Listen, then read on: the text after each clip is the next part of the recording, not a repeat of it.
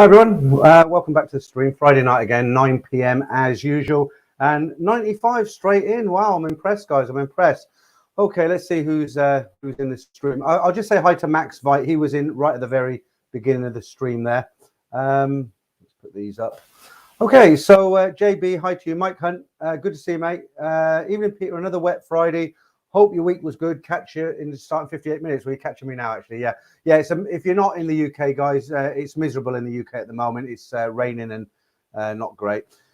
Jam Jar Johnny, I was going to come back to your comment, actually. Even though back from the motherland, to the motherland, had a fantastic time. Get your tickets, guys. It's well worth the hassle. Good old Pattaya, same but different. Yeah, I know where you're coming from there. It's one of those things, isn't it? If you're sort of thinking, shall I go or shan't I go?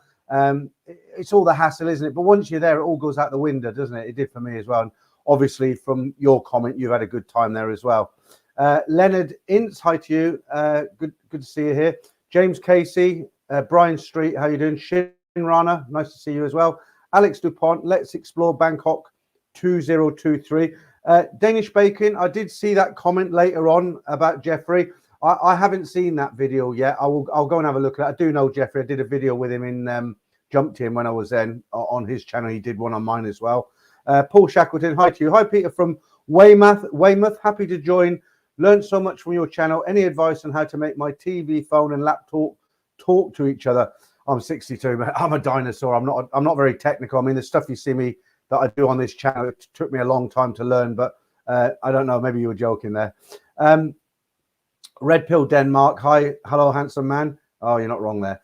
Kev 123456. Even all from Leicester. No name. Hi, Peter and gang from snowy Toronto. Let's explore Bangkok again. COVID infections rising again across UK.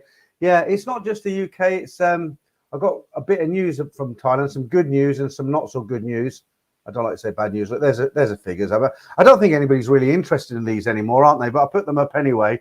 And the UK, the numbers are going up as well, isn't it? But I think the big difference now is we're just treating it as a cold, aren't we? It's not, people aren't sort of like having to change their underwear when they get it, if that makes sense. Charlie B3, good afternoon, Peter and all from Wisconsin. Yeah, hi to you. I often wonder what time it is around the world when when people write from all over the place. I just want to play something funny. I was going to save this till later because it's really early. I'm going to play. I love this next clip coming up. It's a little video I found today. Let me just get rid of this. I was going to save this till later, but it's so funny. You'll understand what I mean. Not in a ha sort of way, but just you'll see what I mean. I'm going to play it twice anyway. There's 185 in now. I'm going to play this now. It's only about 15 seconds long. I'm going to play it again towards the end of the stream so guys can watch it. But when I watched this. This just made me laugh and cry at the same time because what it is, it's a Thai girl and she's had her lips done. Her lips are like inflated tires. You'll see in a second. I'll just do a nice intro to it. And you look at her, just look at her and listen to her. And you imagine if you met her in a go-go bar in Pattaya maybe 10 years ago and you thought, I'm falling in love with this girl. This is a girl for me. And you took her back to your country. And you got to try and imagine what would she be like in 10 years' time. Have a look at this, guys. I'm 45. 45-year-old. I got 7 kids. I don't know why. I don't even like the man, but he got money. He said, you get me 7 kids, I get you fixed like nothing. Look at this. He gave me fixed like nothing. $4,500 for everything. Oh my God. Look. I look 24. Yeah, of course. Of course you look 24, but no, isn't that she's probably a real nice girl and she's obviously done that for fun. But when I seen that, I looked at her and I thought, my God, she'd suck the gold out of your teeth while you were sleeping and leave before dawn. But like I said, I thought it's quite comical. I'll run that through a little bit later when we get some more, and there's already 226 in now. So let's get back to the to see who's in tonight, and let's go down to some later ones. Shane Old Traveller, did I say hi to you? Did my booster 2 days ago and still am well. Yeah, it kind of makes you wonder what's the point, really, doesn't it? I had 2 jabs, and then I had the 3rd voluntary booster jab, and I got it twice. You know, well, to be fair, the 2nd time after the jabs, the 1st time before the jabs. But I suppose the argument could say I wasn't really sick. I got 2 or 3 days with a bad throat, and then I was okay. a lot of people won't have it, will they? That's up to them, of course. The problem is if you don't have them, it's not so much if you're a regular traveler, even if it's not just Thailand. If you don't have these jabs, then you know, it's kind of people don't. You know, you got to do all this quarantine, haven't you? Right, JB, I'm in the doghouse, so I'm on the apple juice tonight. Why is that? What have you been up to? Who have you been caught with? Right, let's explore Bangkok again. Another new coronavirus has been identified. This one containing elements of the Delta and the Omicron. Do you know what? Let's not even talk about it. Hey then, hi. Sorry I missed your super chat last week. I did get in the end. Franco, hopefully he's out there, and he did remind me because I'm actually doing the I'm running the internet off my mobile phone tonight because it went down last week, didn't it? And I think what it is, because my wife's upstairs watching Korean movies. I've got my daughter, you know, from the internet. So we've got one internet line, right? So she's watching Korean movies on a 55-inch screen TV in the bedroom. Then I've got my daughter back from university. She's watching her, like, whatever she watches. And I've got me trying to do this live stream. So what I've done, I've done it on my mobile because it's a really fast connection, really fast. And there's only me on it. So hopefully, fingers and toes crossed, we'll be all right tonight. Paradise Life. Hi, Peter. Greetings from Belgium. Yep. Hi to you. I mentioned that Danish bacon. I won't put it up because probably everybody will run off and go and look at it now, maybe later on. Jason Gilliam, greetings. How you doing? Where's Appleyard? Morning, Peter. Managed to wake up in the early hours. You're in Patong Beach. So what time is it in Thailand now? So it's 9:07 here now, isn't it? So 10, 11, 12, 1, 2, 3. Yeah, it's just gone 4 in the morning. I've got a picture that you sent me. I'll just put one up. Where is that one now? You're in a bar, aren't you? With hang on, I've got to look at the picture. There we are. That's Wes, third from the left there, and I believe that's Nikki's Handlebar Bar in Patong, Phuket, and the guy with the orange shirt at the back, he's actually Nikki, the guy who runs the bar, and big smile on your face there, Wes. So obviously, well, we can see both of Nikki's hands, so I don't think that's what's making you smile, but yeah, thanks for sending that in anyway. Okay, who else? Danish bacon. Hup at Dutch Falang. Okay. Damon, evening, Mr. Peter. Have a great stream tonight. We'll be watching and listening in regards to Damon. Right. You know, we're not talking about trolls or anything like that tonight, but you know, you do get some funny people on these streams. And when I say you get some funny people, they're not bad people, but they're kind of weird in some ways. There's this guy calls himself Blockhead, and he writes to me occasionally. I've got a little video of him here. And, when you watch this, it makes you think, what sort of people are watching my stream? Who's out there? If I can find it. There we are. Have a look at this guy.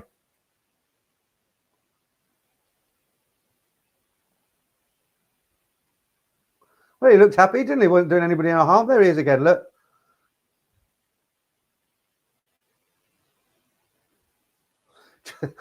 just wouldn't like to bump into him in a dark alleyway at night. Anyway, he knows who he is.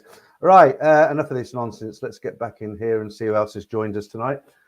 Nearly 300 in now. That's good. I was talking to Franco today, and he said he was watching some other YouTube vloggers, and he said the numbers on the live streams are going down a bit now on some people's live streams.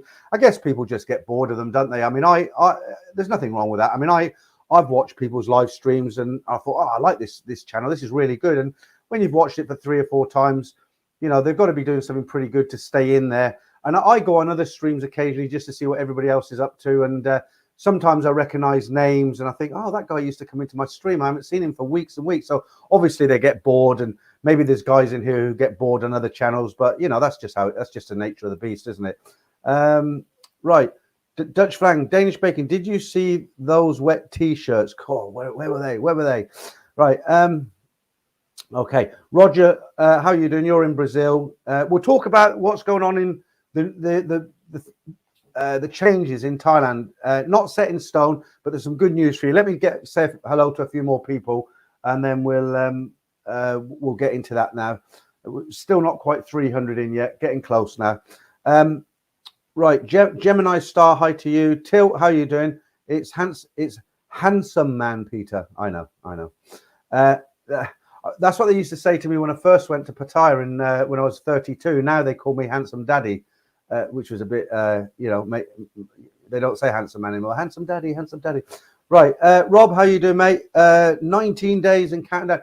it seems to be getting longer, not shorter. Because the first time I got you on here, it seems like, oh, he hasn't got long to go now, and it is less days, but it just seems to be taking forever, doesn't it? Is it me? Right, TJ Riley, I'm in Toronto. Glad to see you again. Hi, TJ. U-Dog, hi, Peter. Thanks for the help and 5 days to lift off. Okay, I don't know specifically which help you're referring to, but if I did help you, then great. What did you think of the interview with Brian Flowers? I was quite, if you know Brian, don't you? He runs the Nightwish? All them bars in Soy Sticks, and he's got that gym. And I was a bit worried when thanks, Jeffrey Todd. Thanks for that. I was a little bit worried not worried, that's the wrong word. Brian gets a lot of stick from certain people, and a lot of it's to do with jealousy of what he's got, what he's achieved. A lot of people call him names like he's a pimp or he's a user of girls. And it's just business, isn't it? You know, I mean, you got to think the other side of the coin. How many jobs does he give to people? You know, how many people are employed in them bars that wouldn't be employed? But because of that, his whole association around the bars and everything, he does get a lot of stick. And I interviewed him. It was quite a good interview, about 55 minutes long. That went out last Sunday. And I was a little bit concerned that there'd be a lot of negative comments on there. But I was really pleased. A lot of you seem to like the interview I did with Brian. And yeah, I thought it went down quite well. Quite a knowledgeable guy, Brian. I have actually met him very, very briefly. When I went down to Pattaya the last time I was there about a month ago, I went into Nick Dean's bar, and he actually approached me, Brian Flowers, said, "Oh, Thailand band, I thought I recognised you." But he went off and he was speaking in some corner word guy. It looked very serious. That was it, just hello. So next time I'm there, I hope to get together with Brian, have a sit down, have a coffee with him, because he doesn't drink. Jonathan Brazer, hi Peter, what's your favourite type of entertainment? Live, e.g. music, sports? Do you mean here, or I presume you mean in Thailand, because there's nothing going on in England, is there? Favourite sort of entertainment? It's really weird because I'm old now, and I'm 62, but you know what? I still like going around the go-go bars and the beer bars and just soaking it all in. I like the whole atmosphere of Pattaya, though it's a bit wild for me these days. But live bands are okay. But the thing about the live bands in Thailand, I only like them if they're good. Now, a lot of Thai live bands are good, but the problem is if you go, I'm talking pre-pandemic, somewhere like Soy 8 in off the beach road up Soy 8, where the Easting is on the left, and is it Flipper Lodge, or is that in Soy 7? I can't remember. I think that's in Soy 7, Flipper Lodge. But you used to have like a band in every bar, and they're all competing to be the loudest, not necessarily the best. And you know, some bands, Country Roads used to have some good bands. So in answer to your question, yeah, bands are okay if they're good. I don't like crappy bands. But even though I don't know, I haven't sort of grown up. I'm still running. I still like sitting in go-go bars. I don't know why. Some people slate me for it, but you know, I'm not hurting anybody at the end of the day. Okay, Met Tech, hi to you. To be, not to be. Evening, Peter. I'm a newly loving the content. Okay, thanks for that. The Walking Dude evening. Go hopping. Okay, let me put you up there. So you're going to contact me this week, aren't you? So this guy, I don't know much about this guy, Go Hopping. I think his name's Paul. He sent me a message and he wants to do an interview with me about tipping, which we're going to try and do this week. So what I suggest, Paul, is maybe, I don't know if you use Zoom or how you want to hook up online, but maybe we get together on Wednesday at some point, have a chat about it, and then Thursday we do the video. We can talk on Wednesday anyway, but good to see you in the stream. Right. Oh, Tommy, you're too kind. I'll put a check in the post for you. Thanks. Do you know, I said this last week. I'm going to say it again. I nearly didn't do the stream tonight because it's very difficult for me, because I'm on here on my own and I'm not in Thailand. I'm sitting in a room, and I thought I'm going to take a couple of weeks off. Not because I'm tired or I want to take a couple of weeks off, but I just don't want these streams to become same old, talk about the same old things, same old people, everything. And I thought, well, if I knock it on, Ed did it last year. He said the same as me. And I thought I'm going to pack it in for 2 or 3 weeks and just let everybody sort of forget about me for a while. Then I'll come back in with a vengeance. And Frankel said to me last week, he said, well, look, you had 520 in the week before. You're going to not do it? And I thought, all right, I'll do it. And then this week I spoke to Frankel. I said, I don't know whether to do the stream tonight or not to do it. And he was like, blimey, Mr. Decisive, just get on and do it. So what I've done to try and make it interesting, because I can't talk for 2 hours and just hope to keep everybody you know, hooked into the channel. So I've done a lot of research there. I've got video clips, I've got news clips, lots of different bits and pieces. So hopefully that my work this afternoon will pay off and keep you entertained. Let's see if we can do something now. We've got joke of the week a little bit later on as well. Let's. I'll tell you what. We've got over 300 in now. We'll come back and say hi to. Let's say hi to a few more people. Then I'll do the main story of the night about what changes are coming in July. And if you watch the Tiger and all that, you know anyway. So I won't kind of stretch it out. Say hi to Roger. How are you doing? And I don't know how to pronounce that, but I'll put it up. Is it dog? I'll just call you Dog. How's that? Dog. There's a picture of a dog, a fox. It looks like a fox. I hope everything's okay. You're probably referring to the internet connection last week. I'm running off my phone this week, so fingers and toes crossed. Andy Davey, soon as tests finish, which won't be long, with no... Okay, I can't go quite that far, but Andy, but nice seeing you again. Dean Conley, hello, Peter, love the channel. Thanks, Dean, I appreciate it. Without you guys, I wouldn't have a channel. That sounded corny, didn't it? But it's true. Right. Phil Carter, how are you doing? Black Bolt, what are you saying now? What's up, Peter? Evening to everyone. Yeah, hi, Black Bolt. Right, I don't know why this has reminded me. I just want to, let me just put this up because I don't get loads of new members every week. I see some channels, I've got to say hi to the new members this week. It's like a machine gun going off, like all these names. I'll get like one a week or something like that, but I do appreciate them. But there's a new member there called, I think it's Shooting from the Sky. He's joined this week, so I'll just give him a shout out. I'd like to give a shout out. I've got some different, what's that? Hi, Peter. When you get back to Thailand, I hope you see more videos with Bangkok Pat. Pat and I are planning to do another video when I get back to Thailand, just for the fact that so many people slated me when I was in it on his channel. If you didn't hear that the other week there, when Pat interviewed me the last time, people were like, oh, how can you bring that Monga, that guy Peter on your channel? You've really lowered the standards of your channel now, Pat. I'm unsubscribing. He's like a second-hand car salesman. I don't know, is that a compliment? Right, Wes, don't regret coming over. Just hope that rat is negative tomorrow morning. Yeah, that's the biggest problem. But good news coming. Good news coming. John McGriff, hi, how you doing? Phil Sutcliffe, is it? Yeah. Hi, Phil, a bus driver you're a bus driver from Rochdale. That's a difficult job. I had a friend who was a bus driver, and you get all these like, you just get these youths. You get these youths, and they give you a hard time, don't they? It's so mouthy and shouting and screaming. Right, James Casey. Hi, Peter. Do you go to Thong Lo, Bangkok much to eat and drink? And if so, what are your thoughts of the area? Yeah, Thong Lo's okay. If you lived there, it's a little bit cheaper than living further down Sukhumvit. But yeah, Thong Lo, I haven't hung. I know where it is, and I've been there. And there's a couple of markets there, isn't there? I've obviously been there, but I have eaten there. I can't remember where I ate or when I ate because it was years ago. But yeah, it's a good area. There's a lot of good area. If you go on holiday to Bangkok and you don't know the area, everybody just goes into Sukhumvit, don't they? Between Soi 3 and Asok, that's a Phalang ghetto. But when you've been going there a little bit longer, you realise you can go out and there are some good areas like Thong Lo, like Unnut. That's another good area.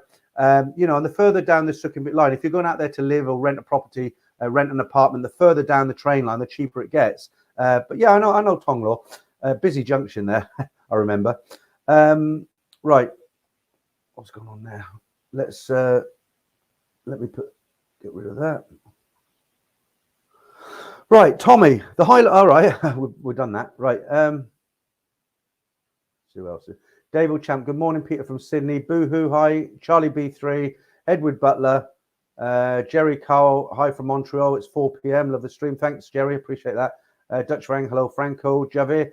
Are you out there, Franco? You're very quiet tonight. I haven't got any messages from you. Say hello. Let me know you're there, because if you don't know Franco, he lives down the road. He does the moderating for me, and people put silly comments up there. But he's very quiet tonight. I don't know if he's actually out there. Cowboys Vic episodes. Have you ever met Global Traveler, mate Peter, when being in Bangkok? No, I didn't meet him. There's quite a lot of. It's surprising how many YouTube guys are based in Bangkok. I see channels all the time. I think I've never heard of him, but of course I have heard of Global Traveler, and I've seen him. He goes on Pat's live stream, doesn't he? But no, it's not I was avoiding him. I just never met him. Javier, how you doing? Or should I say Javier? But you said it was Javier, so we'll keep to Javier. Right. Paul Scratch, is it? Evening, Peter. All should be seeing the comments you're reading on the screen. Peter has nothing is coming up. What's that? What do you mean nothing's coming up, Paul? You can't see the comments, or? Yeah, well, I'm watching another screen here, which is what you guys see, and I'm seeing them. unless I've misunderstood that. Right, Franco, you're there. Dutch Falang, you okay? Right, okay. That's I'll get Franco pizza on Sunday. See, that's his wages when he comes on here he sits here for 2 hours watching that. Any nasty stuff doesn't slip through the net, and his salary for 2 hours is a pizza. A few chips on the side if he's lucky.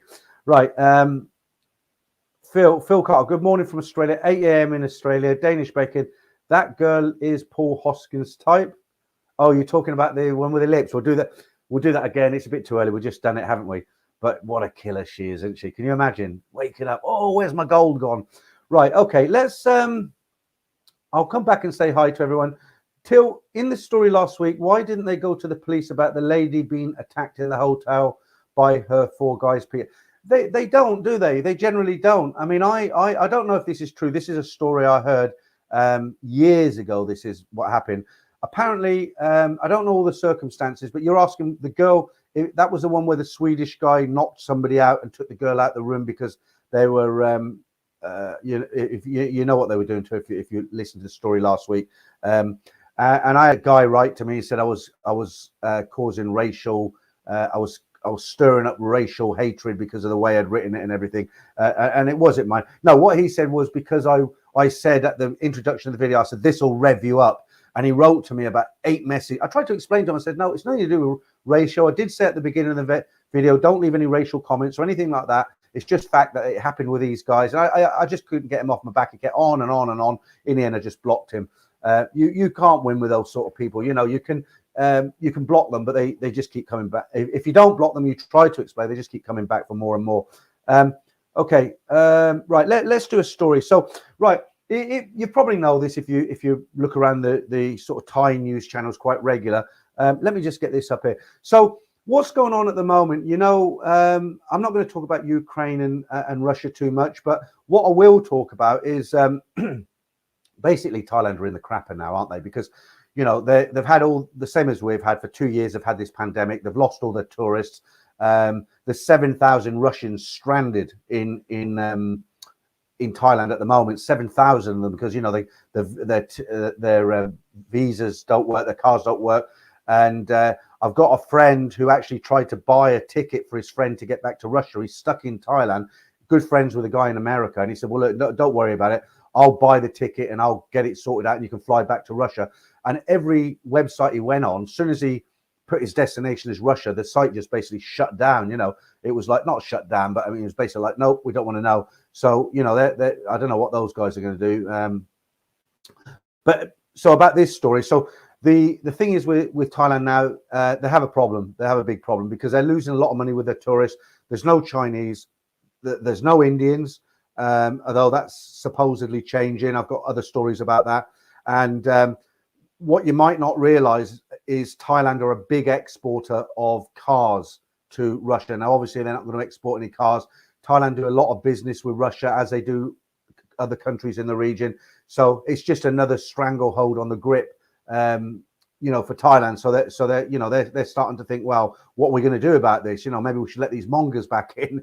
But this story isn't set in stone, but this has been talked about more and more, and people in the know more than me are talking about. And it looks like they're going to drop the Thailand pass around July, probably on the July the 1st. And let me just read you the story. And this isn't from some kind of willy-nilly rag. It's being bandied about, and as I say, it's not set in stone, but it's pretty much what they think is going to happen because of what's going on at the moment. So the title is, "The Tourism Authority of Thailand is preparing a plan to relax travel rules in line with the timeline to declare Mold an endemic disease on July the 1st." Okay, so not too long.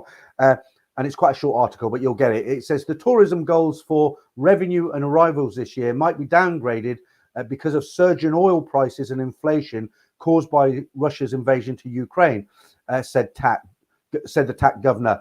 The plan to label the endemic from the second half of the year will lead to further relaxations, including the termination of the Thailand pass, making a milestone for the industry. TAC plans to propose further easing of travel regulations at the next Centre for Pandemic Situation meeting on March 18th. Thailand expect more tourism arrivals from short-haul destinations. Key source markets include India, which has an air travel bubble agreement with Thailand, as well as Southeast Asian countries like Vietnam, which plans to fully reopen from March the 15th. Malaysia agreed to reopen its land border to Thailand. So that's good news. And as I say, it's not set in stone, but I kind of feel this now, and I think they've got to do something now. They don't have a choice anymore. They can see what's going on around the rest of the world, and they're pretty much one of the last countries to kind of open up. So they're not stupid by a long shot. But on this tourism thing, then I just happened to be on that reading that, and I read this, and I didn't even know about this. It said the direct flight of a Saudi Airlines from Saudi Arabia carrying 71 Saudi travelers has arrived in Bangkok at the end of February to represent a reviving relationship between the two countries after 32 years while promoting Thai tourism in the Saudi market. That sounds a lot of fun, doesn't it? Going on holiday to Saudi Arabia. But I don't know why they haven't been on friendly terms for 32 years, if I'm reading it right. But that's good news, isn't it, about the Thailand pass?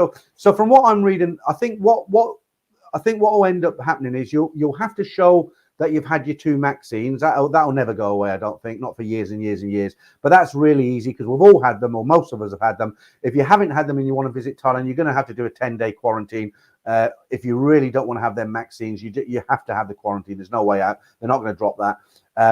So what I'm reading, all you have to do, there'll be no Thailand pass, there'll be no quarantine, there'll be no Moldova app, there'll be nothing. All you'll do, you'll have your 2 proof that you've had your 2 injections, and then you'll get a fit to fly RT PCR test before you fly, which is really easy. And all you'll need to do, the only difference you'll need to do is when you buy your airline ticket, like me, I always have a ticket that you can't change because it's the cheapest, isn't it? But what we'll have to do is just we'll have to book the ticket that's flexible. So if you come up positive, you can rebook it in another couple of weeks or something. But it'll take away all that pain with a Thailand pass. I paid a company to do it for me, a lady in Bangkok.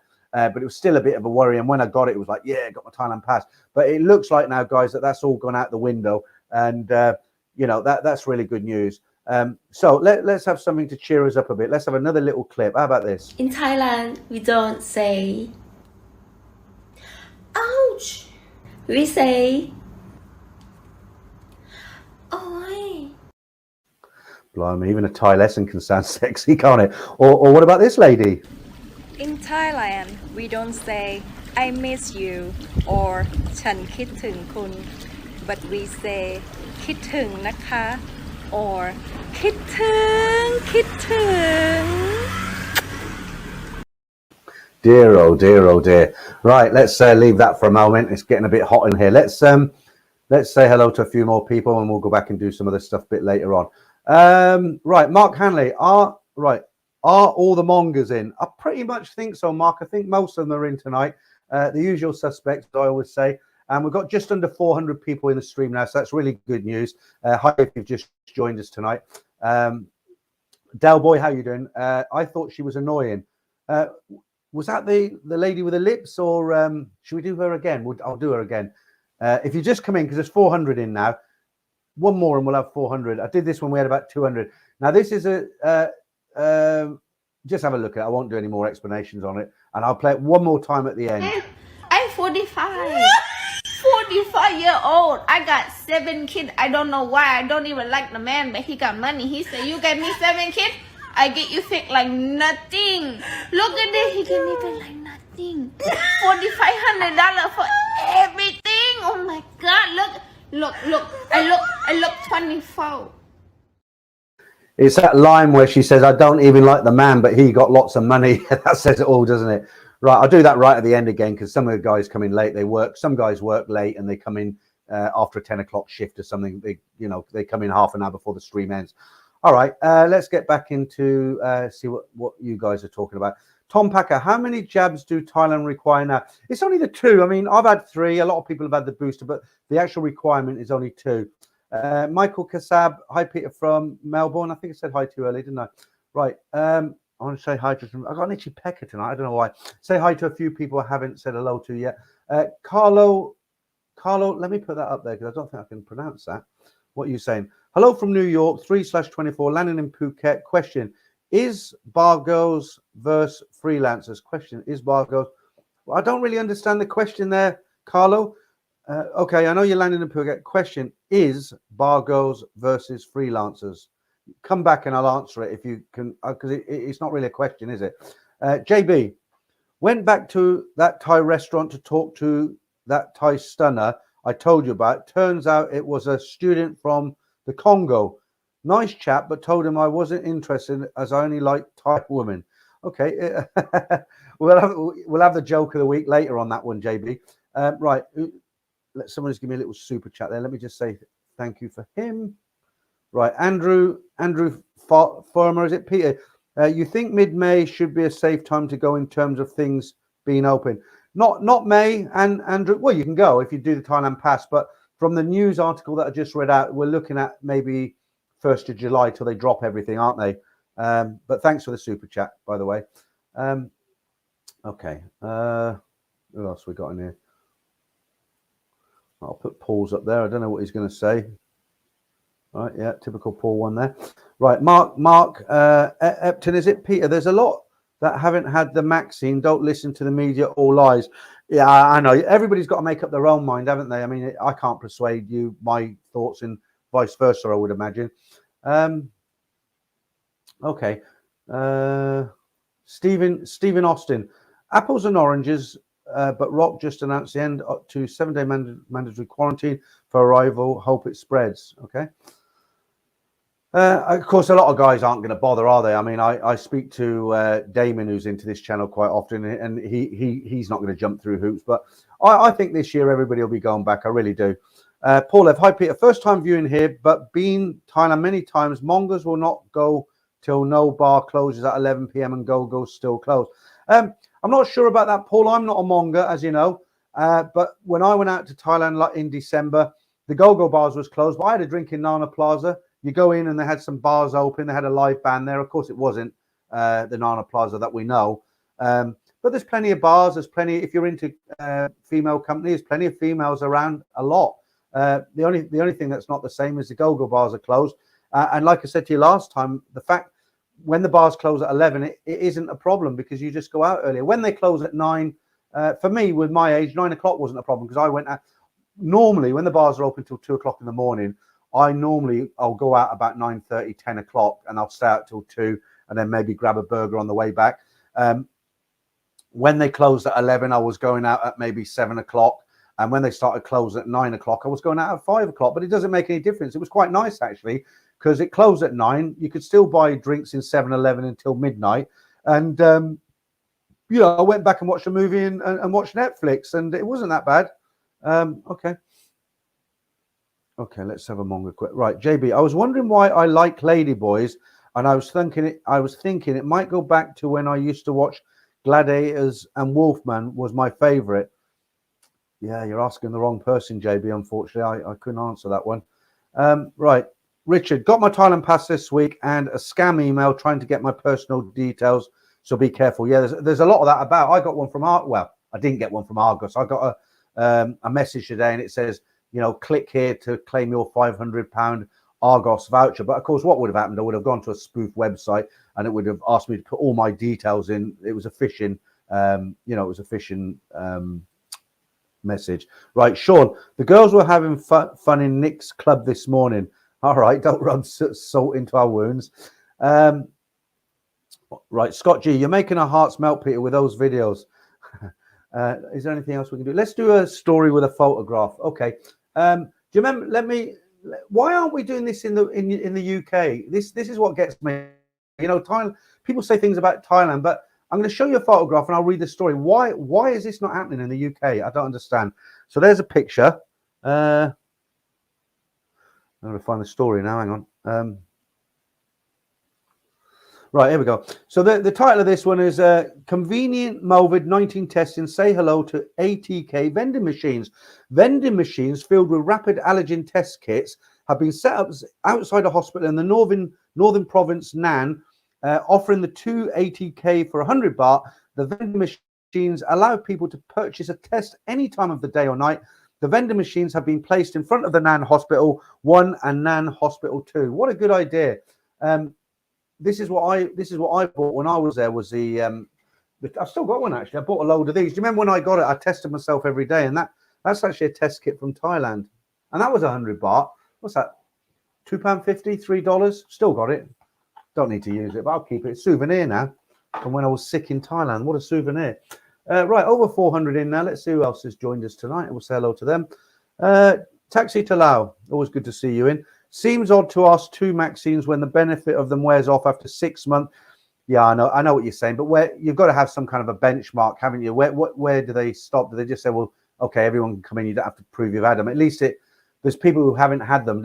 They don't know, do they? If they say it wears off, but it hasn't been around long enough to really for anybody to know 100% what it does. But I hear what you're saying. Right, James Casey, Peter, if you're spotted in a bar in Bangkok, can someone bar fine you? And if so, what's your price? They wouldn't want to. They'd have to pick me up off the floor first. Right, early riser. I think Saudi Arabia and Thailand fell out. Yeah, I do remember that story. Fell out over some stolen jewelry. That's right. I do remember the story. You're absolutely right, and I can't recite any of it here because I've totally forgot. But it was over a diamond. It was over a huge diamond. That's right. Yeah, you're right. Okay. Steve, I met a lady boy named Lola. Okay. John Key, Richard, I got the same scam email. Some people replied and they got sent a zip file that contained the virus. Yeah, I don't tend to get viruses because I pay for a very good some very good software. I use an antivirus program called Nod32. I've been using it since my days living in Bangkok. It costs me about £40 a year. It's really good. It's really good. Any of these like fake websites or siphoning emails and stuff, it's got a database full of them, and every day it's updated, and I'll get something pop up and say, look, Peter, turn your computer off. Not quite, but you know what I mean. But it's very good. Nod32. Right, let's put the latest numbers up again there if you just come in. The numbers are going up. The daily cases 24,792. If you remember a few weeks back, it was down. Daily new cases were right down to just over 10,000 a day, so it's more than doubled now. But like I say, people tend to treat it like a cold now. Damien, very generous. Let me say hi to you. Put your picture up there. Did you? What I was saying to you earlier about you'll know when I tell you. Yeah, no mistake, was there? Right, Damien. It's an itchy hooter, Peter, not an itchy pecker. An itchy pecker is your old fella, the purple-headed warrior. All right, thanks for that. Because I keep scratching tonight. All right, let's not go there. Thanks for the super chat, Damien. Right. Hello. I went to Thailand 4 weeks from January to February. I'm going again in April. Yeah, well, you're keen. That's good. Right, let me go back up here. Okay, right, Richard, I saw you YouTube vlog this week saying Pattaya is rocking again. My friend is in Pats and he says it's still quiet and closed at 11 p.m. What do you think? Oh, I thought you meant me. I was going to say I didn't put out a YouTube. I didn't put out a video saying Pattaya was rocking. I can only go on. Right, I can only go on. There's the exchange rates as well. And just for fans, I've added the Chinese yen and the Indian rupee to it this week. Right, I can only go from what I've seen when I was there. And Richard, it was quite lively when I was there with Trevor in December. Yeah, it was quite lively. And talking to Michael, who's out there quite often. Michael, I've done a few videos with him. He's actually, believe it or not, guys, he's going to Ukraine this week. Yeah, don't even go there.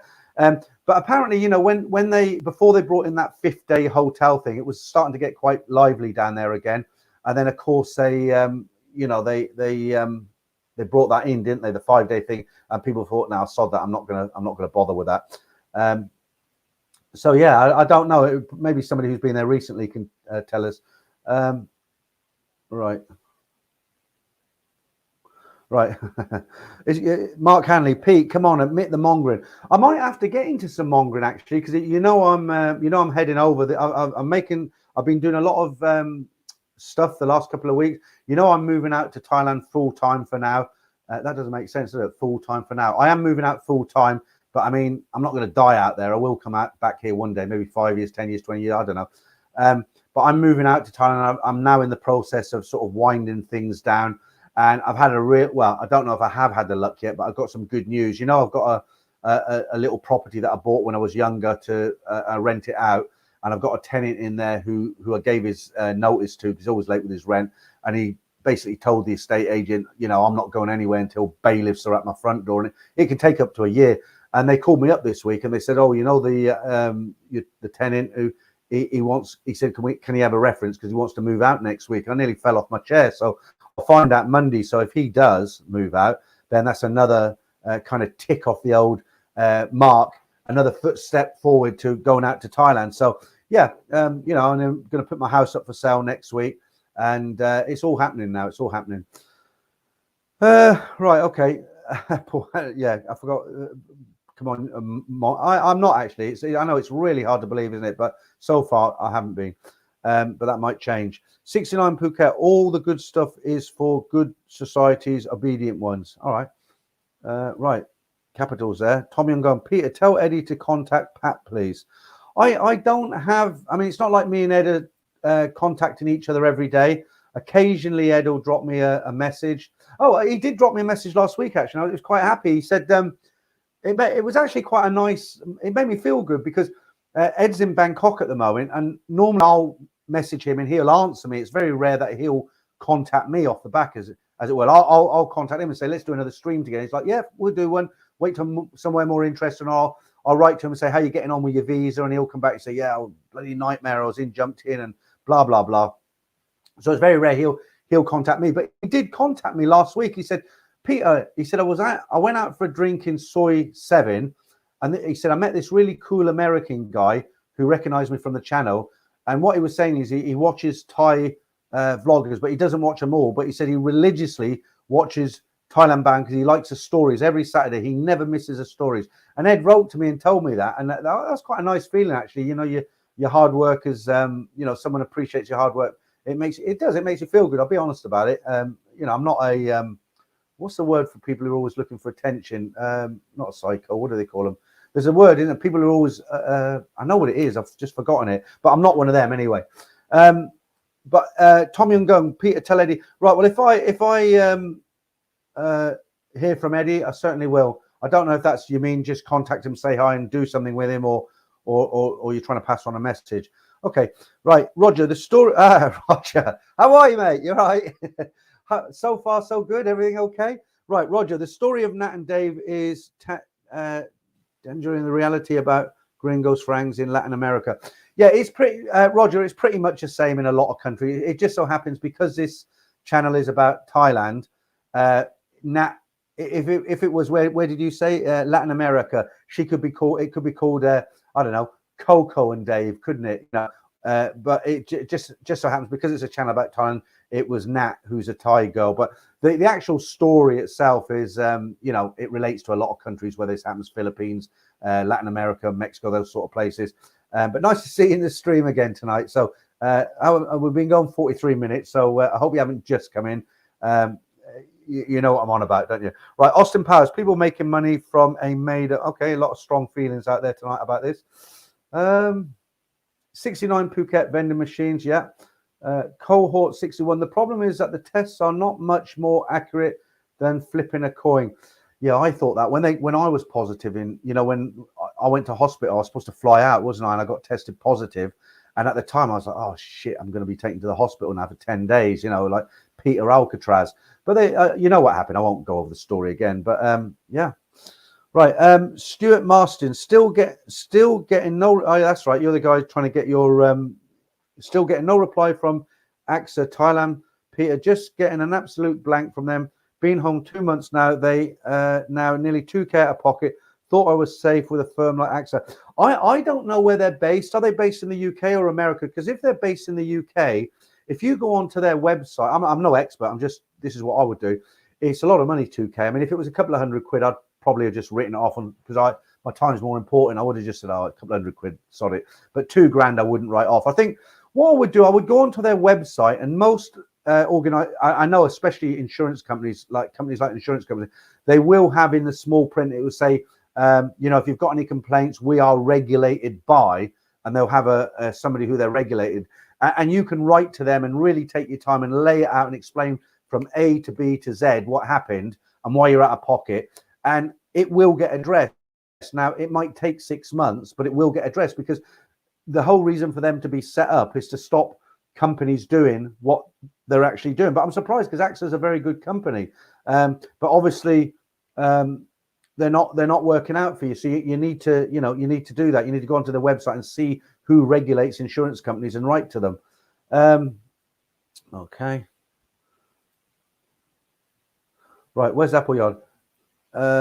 What you're saying now was 50 baht for 80k test at food mart stores in Patong. Okay, so they obviously got a lot in, and now they're sort of the price has gone down, hasn't it? Well, it was 100 baht in Bangkok. So, well, that machine was 100 baht.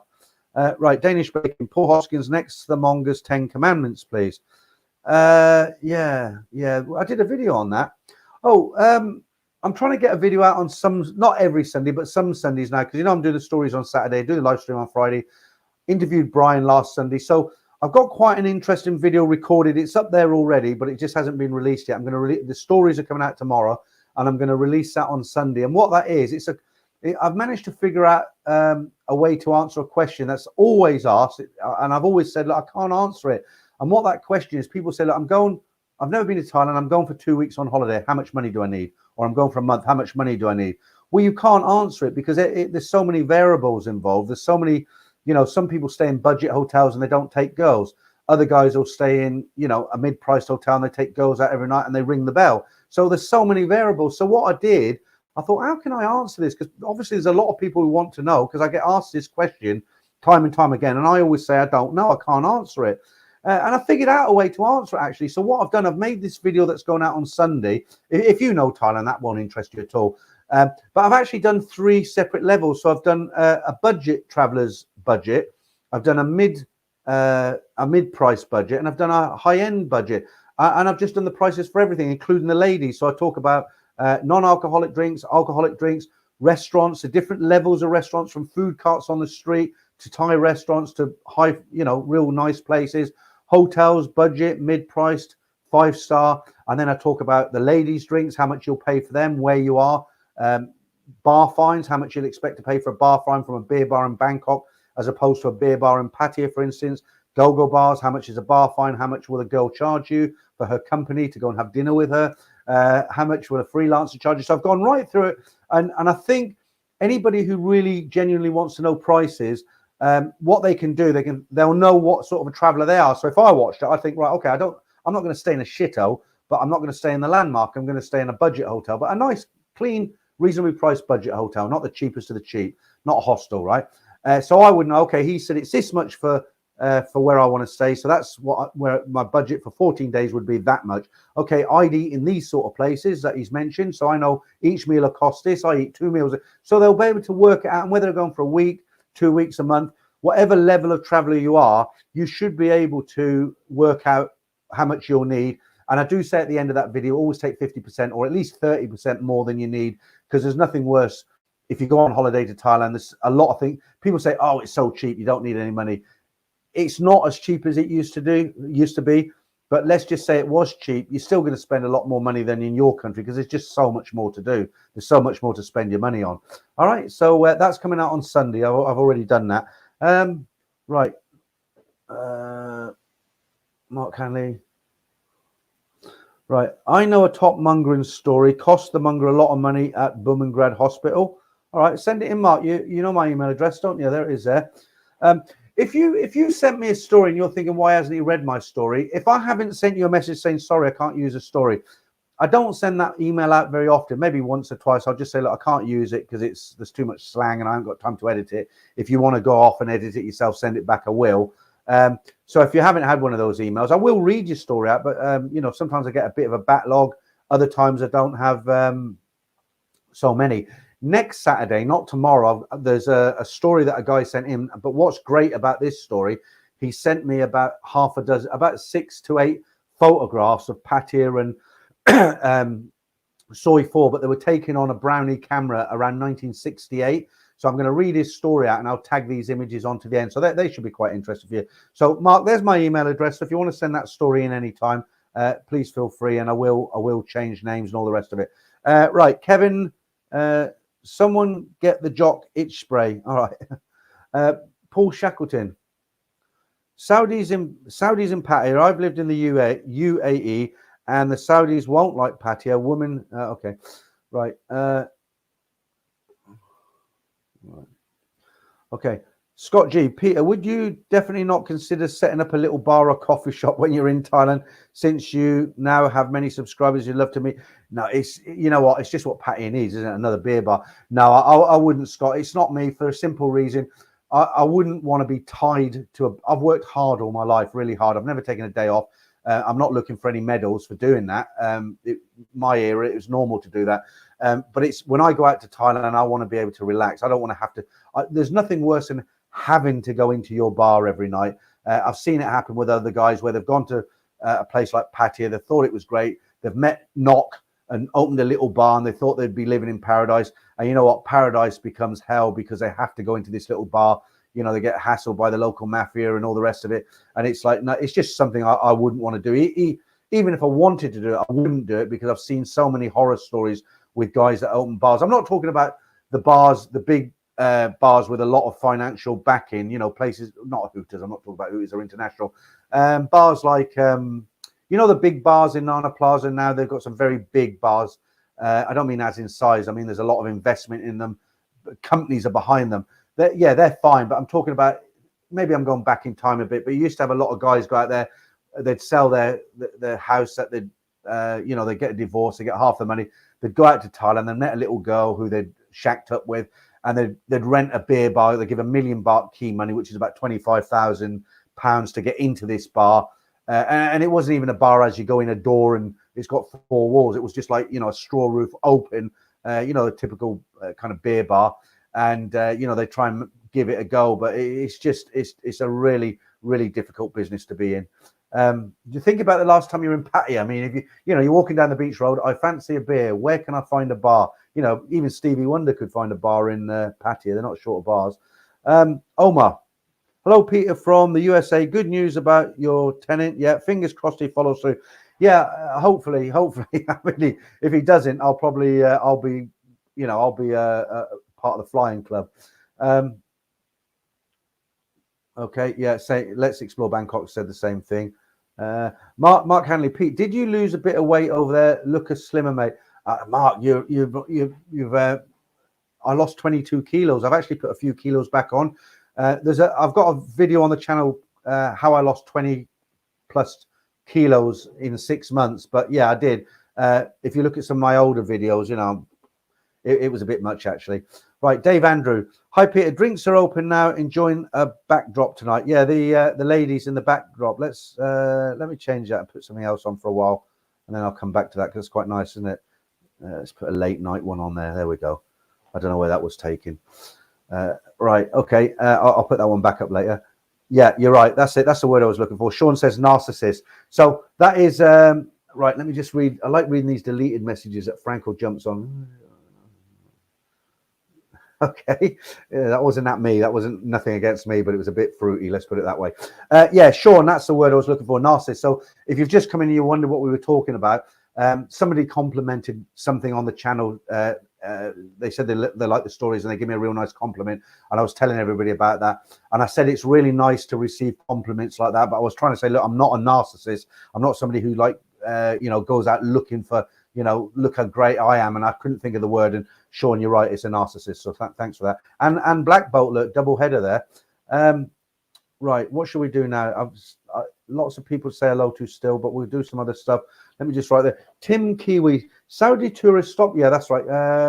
Right, Saudi tourists stopped going to Thailand many years ago because a bar girl cut off a Saudi guy's private parts after he gave her an infection. Feeding the ducks is the term of it. No, I don't think that's that might be. I'm not saying that's not a true story, but I don't think that broke international ties between two countries. It was the diamond. I remember reading about the diamond. If you go onto Google and write and you type in something like Thailand Saudi fallout over diamond deal gone bad, something like that, you'll get the story if you happen to be that interested. Okay, Mark Hanley again. Do an undercover mongering stream. Bangkok, Pete, Fort Colombo. Yeah, but people have a go at you if you do that, don't they? When you do like these hidden kind of camera videos, people really, there's a lot of people come out the woodwork and give you crap. I mean, I did a couple in patio where they were just walking down the beach road, but I tried to make it amusing. Like, you know, I'd say, will he, won't he? And, you know, she looks like she works at 7-Eleven, but you know, I just try to make it humorous. And people like, oh, you know, you shouldn't do that. These girls are, you know, they've all got families and they don't know what they're doing. And I kind of thought, yeah, you're right. You know, I won't do it. But I might, when I go back, I wouldn't mind doing some more interviews, you know, maybe interview some bar girls or you know, lady boys, whatever. Right. Ken Ward, hi, Peter. Can't wait for tomorrow's stories. Watched all the other 3 times. Keep up the good work. Yeah, the stories tomorrow, they're quite good, but they're not quite as crazed as last week's stories. I mean, that one with a Swedish guy, I mean, that was something else, wasn't it? Okay, let's do something else now. Should we do joke of the week? Let's do joke of the week. And don't forget, if you've got a joke, you can send it in. Let me get the follow-up ready. All right, so if you haven't been here before, 4:14 now, I do a little joke every week, and they're not my jokes, they're just obviously other comedians' jokes. Right, so here is, let me just get this ready. Right, here is joke of the week. Right, so I went to a football match the other day to watch a game. A bunch of teenagers said, "Can I mind your car for you, mister? Can I watch your car for you, mister?" I said no, and there's a huge dog in the back. One of the teenagers turned around and said, "Puts fires out, does it?"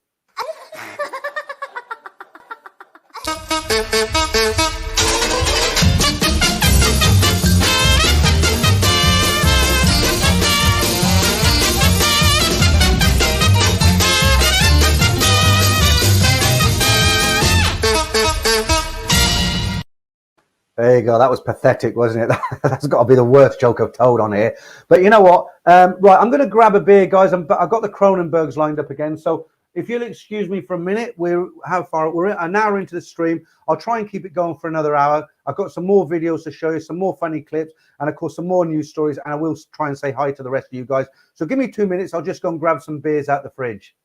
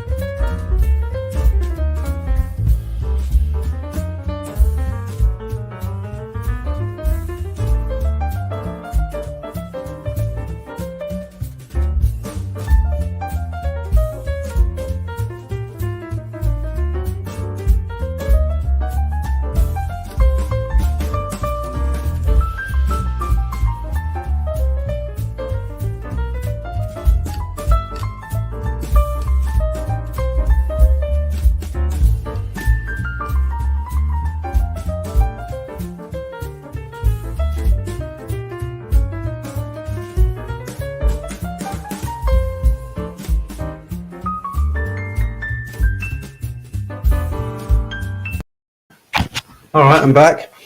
I always lose a bunch of people when I go for the beers, but I've got to have a beer. It's Friday night. I've lost about 50, I think. Right, that's all right. Right, what's gone? Oh, that's my beers doing that. Let's move them over there. Right, I'm going to tell you a story about, it's quite a ghoulish story, actually. I've got a news article, but I'll give you a little bit of background on it while I'm pouring this beer. So years ago, when I lived in Bangkok or lived in Thailand, there was a story that circulated quite often. I'm not really keen on this picture. Let me just change this back again. Yeah,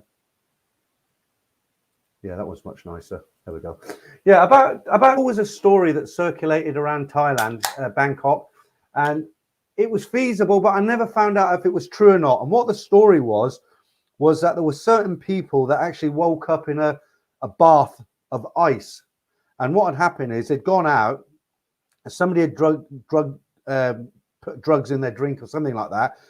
They'd knocked them out, and these people took them to a hotel room, some cheap hotel room, and removed an organ, a kidney or something like that. And that was a rumor that went around for years. And it was like, apparently it was something that happened quite often.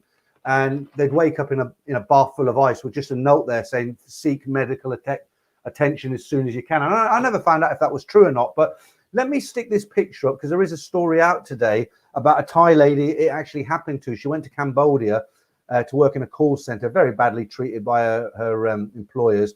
Let me just let me grab the picture, and I've got so much. There we go. There we go. Right. So let me just grab the story. Here we go. Right. So the heading on this one, it says a Thai woman says she narrowly escaped organ harvesting in Cambodia. A Thai woman alleges organ harvesters in Cambodia drew her blood and were about to cut her open when she was rescued. Police are now warning Thais about accepting jobs overseas. Police say organ traffickers have been known to remove kidneys, the liver, and eyes after drawing blood. Thailand's Deputy Commissioner of the Royal Thai Police told Thai media about the woman's story. She told him, she said she was first lured into Cambodia to work illegally for a Chinese-operated call center. When she arrived in the county and was told to work for the she was told to work for the center. She refused. She says she was then assaulted, detained, and left to starve. I won't tell you which country was running that call center, because YouTube will take the video down, but I'm sure you can guess. Absolutely terrible, this poor girl. So yeah, I mean, awful. You know, you can imagine there must be a big market, people waiting for kidneys and things like that. You lure a poor peasant Thai girl out to Cambodia with a promise of a job, and yeah, you know, it's horrible things in the world go on, don't they? Okay, let's get back to the comments, see what everyone's saying. Soy Devil, I'm going to Cambodia. No, that is a coincidence. That is really a coincidence. Nothing to do. I just read that story out about Cambodia, and then out of all the comments that I hear, I pick yours out. I'm going to Cambodia. No restrictions, no PCR tests. Bars and clubs open all night. Lots of hot female company. Got the pics, seen the video, but you might come back with no kidneys. Soy Devil. That's the only problem. Right. I shouldn't joke about that, really. It's a serious subject. Right. Early riser again. Do you think locals in a place like Pattaya resent their city is so full of Westerners before COVID, at least? No. And I'll tell you why. Let me just have a cheers, guys. Let me have a slurp on this. You see, the thing is, what you got to remember, if I understand your question, do you think locals in a place like Pattaya resent their city is so full of Westerners? Okay, so you mean, I got the question pre-pandemic. No, because what you got to remember is Pattaya was essentially a fishing village. That's all it was. I've got pictures of when it was a fishing village. I'm sure you've seen them. And the only reason this Pattaya has become a city and it's full of entertainment, let's put it that way, it's full of entertainment and everybody from around the world goes there, is because there was an air base in Chonburi, not in Pattaya, obviously, but there was an air base in Chonburi, about 20, I think it was 20 kilometers or 20 miles away from Pattaya in the Vietnam War. And a lot of the soldiers discovered Pattaya for R&R. Now, it wasn't the girly scene. It was a nice stretch of beach with a few, simple bars and accommodation. And of course, they told their friends, they came. And of course, you know what it's like. If the Thais get a chance to make money, they're not slow at jumping on the bandwagon. You know, few girls working in these simple bars, and then they tell their friends. And before they know it, the rumor goes around there's big money to be had in this place called Pattaya or Pattaya. And that's how the city was built. And everything that's there today is because of guys going there looking for a certain style of entertainment, and people, girls who are there, supplying the demand. So everybody, I would say everybody in Pattaya, just about everybody who lives there, locals, they will make their living from tourists in one way or the other. Now they might not work in the bars, they might not have anything to do with the bars, but the taxi driver, he takes customers from the bars, the street sellers on the food, the girls, they're buying the food, aren't they? I can give a big long list. I won't spout out the obvious, but the shopping malls, the McDonald's, the Burger King, you know, everything, the tailors, the Indian tailors, all their business is coming from where? It's coming from tourists, isn't it? So as far as do they begrudge tourists being there? No, I honestly don't think they do. They might. The only thing is, I mean, they might, obviously, they probably think stupid foreigners are coming here. They've got no brains. They get drunk every night, sleep with all these girls. And, you know, what kind of a life do they live? But resent, no, not at all. They're probably glad of the, you know, they probably have a lot more money coming in than a lot of other areas of Thailand. But good question. Right, Paul Shackleton again. Great. I'm a first time. I was going to pay 3,000 for a solo traveler trip, but after watching you, I am confident to travel on a budget. Again, Paul, it depends what you're going to do when you get there. If you're really into the ladies and you're going to be ringing that bell, you're going to be like Dave from Dave and Nat, you know, like a king. You're going to get through a lot of money, but you can go out there, have a good vacation. You don't need a huge amount of money, even if you want to have female company 2 or 3 times a week. You can eat well. You know, one thing about Thailand, you'll never have a problem finding somewhere good to eat. It doesn't have to be expensive. But what I would suggest to you, Paul, if you haven't been out there before, watch the video that's coming out on Sunday, and that will give you the prices of absolutely everything, from the bar fines to the short times to the, you know, for everything. And then you can work out what sort of a traveler you are, and you can do your budget from there. Kevin, new name there. They don't wear undergarments in Thailand. It costs too much and restricts breathing. I don't know about costing too much. I mean, you know, you see these girls, they've got better mobile phones than we carry in big gold chains, and so I think they can afford underwear. Paul Hoskins says a sock and 2 elastic bands is fine. All right. Another new name there. I haven't seen. I don't think. I can't pronounce that. Hi, Peter. Don't forget your beers wherever they are. No, I haven't. I've got them here. Here we are. Cheers. Right. Okay. We're creeping back up to 400 again. I think I'll have to get a little fridge in here. So when it gets to that time, I'll just lean over, open the door discreetly, and take a beer out, and, you know, and then I won't lose anybody. I lost about 50 people, but anyways. Okay. Let me see what else I got for you. All right. Here's another story for you, and this is something I remember well. Let me put this picture up for you, and I'll find this story. Right. Okay. So not an overly exciting story, but I thought it was quite interesting because it takes me back a bit. But it's fast food chain A&W to close all branches in Thailand following huge losses. The American fast food giant A&W looks to close all 26 branches in Thailand as the economic fallout of the pandemic takes its toll, according to a Nation Thailand report. Global Consumer PLC, which owns the Thai franchise, is seeking board approval to close all branches in the kingdom. Global Consumer's annual report shows that last year alone, A&W outlets in Thailand suffered losses of over 70 million baht. Multiple lockdowns and the changing behavior of customers are blamed for the losses, with most branches located in shopping centres that were shuttered for much of the pandemic. And the only reason I read that out to you really is because, you know, going back to years and years and years ago, when I first got to Bangkok 30 years ago, there was really not that many Western chains, food outlets, and A&W were probably one of the first. And I remember I used to visit Pantit Plaza very often. That used to be, you know, the ICOM Centre now. It's all full of computers and selfie sticks and cameras. Well, back in the day, Pantit Plaza used to be the place you'd go for all your discs, your copy movies, pictures, a girl, everything, you know, and you get all your cables and everything. And as you came out of there was one of these A&W outlets there, and I always used to grab a Coke or something. You was walking around the mall all afternoon, or if I was starving, maybe a portion of a small burger or something. But yeah, so just I don't know, just memories for me really, because they one of the first chains that I remember coming into Thailand. Right, Tom Young guy again. Bar, I can have fun on $20 a day, including a nice hostel room on Tong Lo. Yeah, I suppose it all depends on the individual, how far you want to budget. I mean, I suppose we could all do it if we really had to. But, you know, at my age, there's no way I'm going to bunk into a hostel with other people. You know, I'm not going to stay in the Landmark, that's for sure. But I think I can do a little bit better than how much do I actually spend a day when I'm there? Probably. Look, when I go out in Bangkok, forget the hotel, that's paid for. If you're talking about a couple of meals, good meals a day, a couple of good meals a day, I drink quite a lot when I'm in Bangkok, not in the day, just in the evening.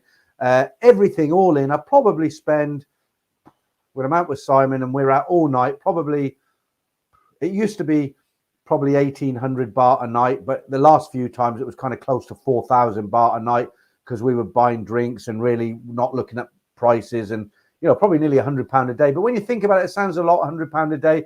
But if you go out there for 3 weeks, it's what's that? It's 21 days. It's £2,100 for 3 weeks spending money. I mean, is it a lot? I don't know. Okay, 212 Roger, Richard. Okay, you're speaking with somebody else. Okay, delayed Dave, $200 a day. That's crazy money. It depends. People are different, maybe I've known guys to go out there and spend 20,000 baht in an evening. Not more than that, actually. I know a guy who's got a company in the UK. He doesn't go out to Thailand very often, but when he does, I mean, the guy's mega bucks, and he buys bottles of Moe Shandong and he buys everybody drinks, and he'll get 100,000 baht bill at the end of the night. I mean, he goes mad. But then he's got so much money that 100,000 baht he spends in that night means less to him than 5,000 baht does to me when I go out. Okay, Wes, depends on the country. Australia require PCR no more than 72 hours before travel to Australia or medically supervised. RAT 24 hours before travel. I'm doing my RAT in Patong Sunday morning. Okay, well, you're there now, aren't you, Wes? That's the main thing. Mark Hanley again. Undercover mongers always ask what the food's like. Where's the best hotel? That's not knows any good snore. Yeah, it's like the guy who you bump into him with a lady boy on the beach road. I didn't know. I thought it was a lady. Yeah, all right. Okay. Brian Street. Fully vaccinated travellers, low restrictions on arrival in Thailand. Quarantine on arrival is not required. On return to United Kingdom, no quarantine required, no negative COVID-19 test. Yeah, it's getting better, isn't it? It's getting a lot better than it used to be, Brian. Paul, again. So when you're having a massage and you need to break wind, do you let it out like a trumpet or try and do little silent ones? God almighty, Paul. Right, I in that situation, I think I tend to try and hold it. It'd be a bit embarrassing, wouldn't it, in front of the girl? Okay, Joe Higgins. Evening, Peter. Great meeting you in Treetown back in December. I'm off back to Pattaya in 6 weeks. Yeah, Joe, you got your back to me in that picture. I met a lot of people, and Joe, I wish I could remember your face because I met quite a lot of people, but I didn't fall out with anybody who was there, so I presume it was good to meet you. John, I sent you a couple of messages, mate. How are you? John the accountant. Peter is correct.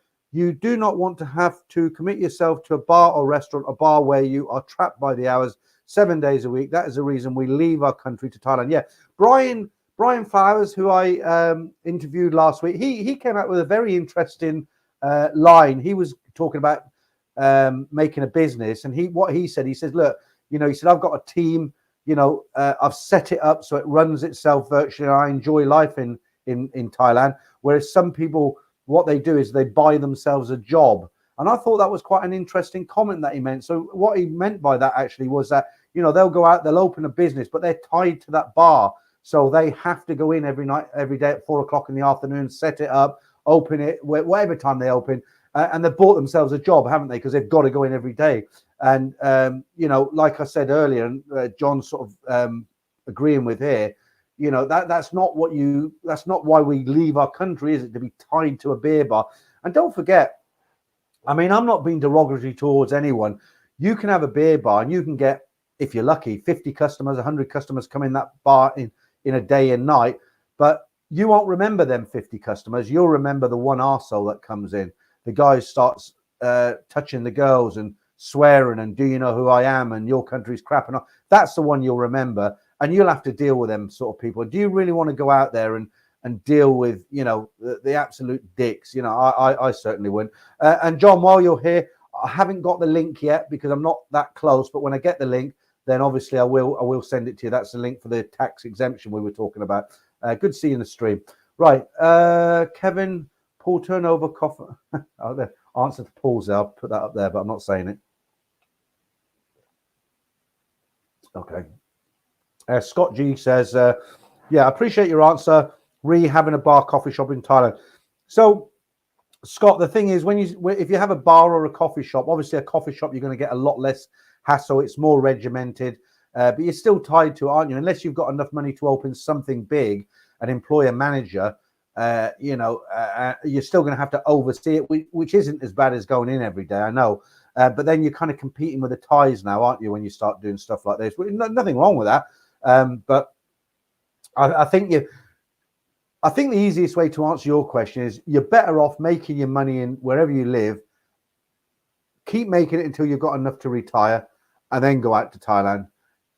Set yourself up with a little pension or a business here in the UK that runs itself. There are some that do. I'm sure there are. I'm not an accountant myself, but I would say making money here and then go out there. Don't try to go out there and survive, because it's not easy. I've seen a lot of guys fail big time. I've actually seen a guy on a bridge over Sukhumvit begging. He's had a little card in front of him, and he said, "Need money for airfare, please help." And what happened with him, the backstory with him was he went out there and he started some business, and he had a safety net of money. So he'd say, like, well, I've got 50,000 baht. If I get to this stage, then I've got to think about, I've got enough for my ticket, and that's it. Well, he had several stages. So he'd start off with, say, easy numbers. He had 200,000 baht, 100,000 baht, and 50,000 baht. And it's like, well, if I get down to 200,000 baht, I've got to do this. If I get down to 100,000 baht, I'm going to do that. And when I get down to 50,000 baht, I know all bets are off. I've got to get on the plane and go home till I can get some more money. But what happened with this guy, he when he got to his 50,000, he tucked into it, and he had a promise of more income coming from one of his business deals. It didn't happen. Then he tucked into the 50,000 so much that it fell below the level of being able to afford the ticket home. And then he just had to go for broke. And unfortunately, he did become broke. The deal never came off, and he ended up getting thrown out of his apartment. He went around all his friends. This was before the days of Facebook. He physically went to see them, told them what happened. People have got big hearts. If you've got a friend who or you've been drinking with them, they come and they tell you a sob story, and they need a couple of $1,000 baht to help get them a ticket. You'll help them once, right? And this is what happened with him. He went around all his friends in Bangkok. They all helped him, most of them, give him a few $1,000 baht, all the best of luck and everything. Shook his hand, glad to help. Don't worry about paying me back. He collected something like 20, 30,000 baht. Instead of buying a ticket, he thought, I can stay another month on this. I know that deal's going to work out. And it never worked out. And the 30,000 baht disappeared. He went back to them same friends, and they were like, I ain't helping you again. You're taking the piss, right? So he ended up, he'd done all his favors. He went to the British Embassy, and they were like, well, we don't buy tickets for people. We don't give you money. If you've got somebody in the UK who can help you, who can send you money, we'll help you with that, but we don't buy tickets. He didn't have anybody. In the end, he ended up on a bridge on Sukhumvit with his card, need money for ticket. I don't know what happened to him after that. So it does happen to people. It does happen. Royals with cheese. What a good name. Good evening. Just started my 12-hour night shift. So first couple of hours we'll be listening to you. However, only 2 weeks to go. Also got a dive boat booked out of Kolak. Can't wait. Yeah, I bet you can't. 12 hour. That's quite a long shift, actually. Maybe you can backtrack and watch a few of the older videos, make the time go faster. John the accountant again. Paul, I recommend a starvation diet. Try not eating anything. Just drink water for 3 days. Best 5 days. I'm on day 8 of a 10-day starvation diet. Lost 5 kgs in a week.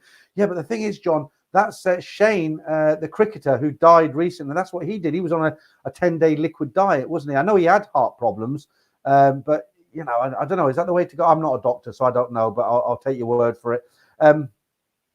Okay. Franco, right. Let's have a few more likes, please. Hit the button. 434 in that. Is that 434? Yeah. Okay. Yeah, it's quite good tonight, isn't it? Because I thought it'd be about 300. Right. Mark Hanley, message me, Pete, to remind me top story, though. I won't remember, Mark. You have to email me. You got my email address now, haven't you? So just send it in. Okay. Let's see if I can find something interesting for you. You know that girl, the famous actress, I spoke about her last week. I've got a picture of her here, actually. Let me put this up for you. Right, this is, her name's, I'll probably pronounce it wrong. It's Chang-Mia. Well, if you remember the story about this girl, she's a famous Thai actress, and she was on a speedboat, and she she went to the back of the boat to have a pee, basically, and she fell off, or supposedly she was kicked off. Or it's suspicious circumstances. I mean, they did an autopsy on her, and they found sand in her lungs, and they think she died from drowning. But then there was a witness who came out with something else, which it's just, you know, you don't know what's going on. Let me just read this little thing out for you here, this little story. It just says, a fresh autopsy is reportedly being conducted in response to new allegations and significant public outcry. The news comes after yesterday's Channel 9 interview with actor Ekapun Tide Bun Lurit, a friend of the late actress, who claimed he saw broken teeth and bruises on Tagmo's face around her right eye, which looked like the result of blunt force trauma. I haven't said anything before because I thought the process would reveal those results, but to the day I haven't seen such reports made, so I came forward to speak. The police commissioner of the Region 1 Police has confirmed that Tangmo's case will not be closed today, as police await the forensic results of the new examination from the Institute of Forensic Medicine, the Forensic Medicine Hospital. So there you go. And then I actually read another story that said that it was total nonsense. There was no blunt trauma to her face. There was a gash on her leg, but apparently that could have been done by the propeller on the boat. So just following that quite interesting story there. All right, well, how long we've been going? We've still got 415 in. Let's see what's going on in the chat. David Baker, hello Peter. Have you seen the new Cronenberg 1664 advert with Eric Cantona? I haven't, mate. I haven't. I'll look out for that. I presume it's on ITV, right? No, I haven't seen that. Right. I'm talking of Cronenbergs. I didn't let the wife buy the beers this week. I bought them myself. Last week she bought them oldie beers, 22p for 15 or something. Oh, that's good. Right. Right. I'm sure you do, Paul. I'm sure you do. All right. Thanks for that. Let's explore Bangkok. I'll put that up. Might get a few likes there. Right. Okay. Javier. I enjoy your video with Brian Flowers. Obviously, the guy knows his stuff about Pattaya. I must say that his job seems very stressful. Brian's a very clever guy. He comes across as maybe the opposite, but he is very clever. He's quite an interesting guy. I had a chat with him off camera, and he's set up the business very well in the point where he has time to do other things. He's got his own YouTube channel now, and I believe he got a few hundred more subscribers after doing the interview with me, which is always good to promote other YouTubers. And I look forward to meeting Brian one day. But I'm glad you enjoyed the interview, Javier. Have I got any more of those little video clips? They're quite funny. I think I've showed them all, haven't I? Yeah, yeah. Okay, I'll do the girl later. I won't do it now. The gold extractor. You'll know what I mean if you've just come in later on. Right, Matthew Cartwright. Cheers, Peter. Cheers all. Yeah, nice to see you, Matthew. Mark Henry says, "Cheers, mongers." I don't know, Mark. You're bringing the tone of this channel right down. Do you know that? Right, right. Scott G, your regulars are still here, I'm sure. Cheers. Yeah. That's good. I'll be honest with you guys. Look, everybody likes to know if they're doing well or not, and I don't worry that there's going to be nobody in this stream. But I set this up in the daytime, so I've got plenty of time to get these little video clips and news stories and stuff. And when you haven't even started this stream, you're just about to go live. You've got a minute to go. I always start bang on the dot of 9. When you look, you can see the numbers, how many are in, how many are waiting, and everything from stats and everything. And when you see sort of 95, 100 people are waiting before you even start, it does give you quite a nice feeling that you must be doing something right. Apart from the comment there by 69 Phuket, well spotted, Franco. Obviously, another guy sitting in his mum's basement with nothing better to do. Right. Okay, Nick Franco. That's why you never get blacked out drunk in foreign countries. Yeah. That's the other Nick Franco. Don't get you confused now, Nick. I know who the other one is because he's moderating the comments. Right, John. I thought it would be China. All right. Just trying to pick up a few comments from people I haven't read any out yet from. Right, I haven't read any from Plastic Pixie. Good evening from the East Midlands. I made live again. Yeah, hi. How you doing? Glad to see you. And again, you have made it live. Hour and 24 minutes now. I'll keep it going for a while longer. Black Bolt. That country has the reputation of supplying organs at a miraculous rate. Yeah, I know exactly who you're talking about. I can't come out and say it on here. I'm sure everybody knows who we're talking about. We're talking about, you know, when you the organ theft, the theft of organs, kidneys and things, and go into a certain country to go into maybe rich people who don't want to be on a waiting list. We all know which country we're talking about, but obviously I can't mention it here. JB, that lady behind you, right shoulder, is my cup of tea. Can you lean to your left for a bit and give me a clear view so I can finish what I'm doing? 2 minutes should do it. Dirty sod. Look, when you say the lady behind your shoulder is my right, can you lean to your left? But when you say to your left, so my left would be that way. So are you talking about the lady in the? Are you talking about the lady in the black there with the black dress? She's lovely, isn't she? Very nice, and she's obviously having a good time.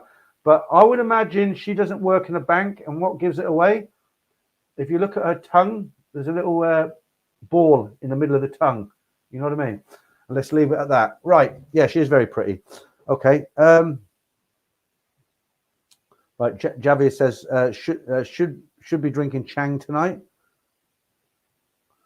Right.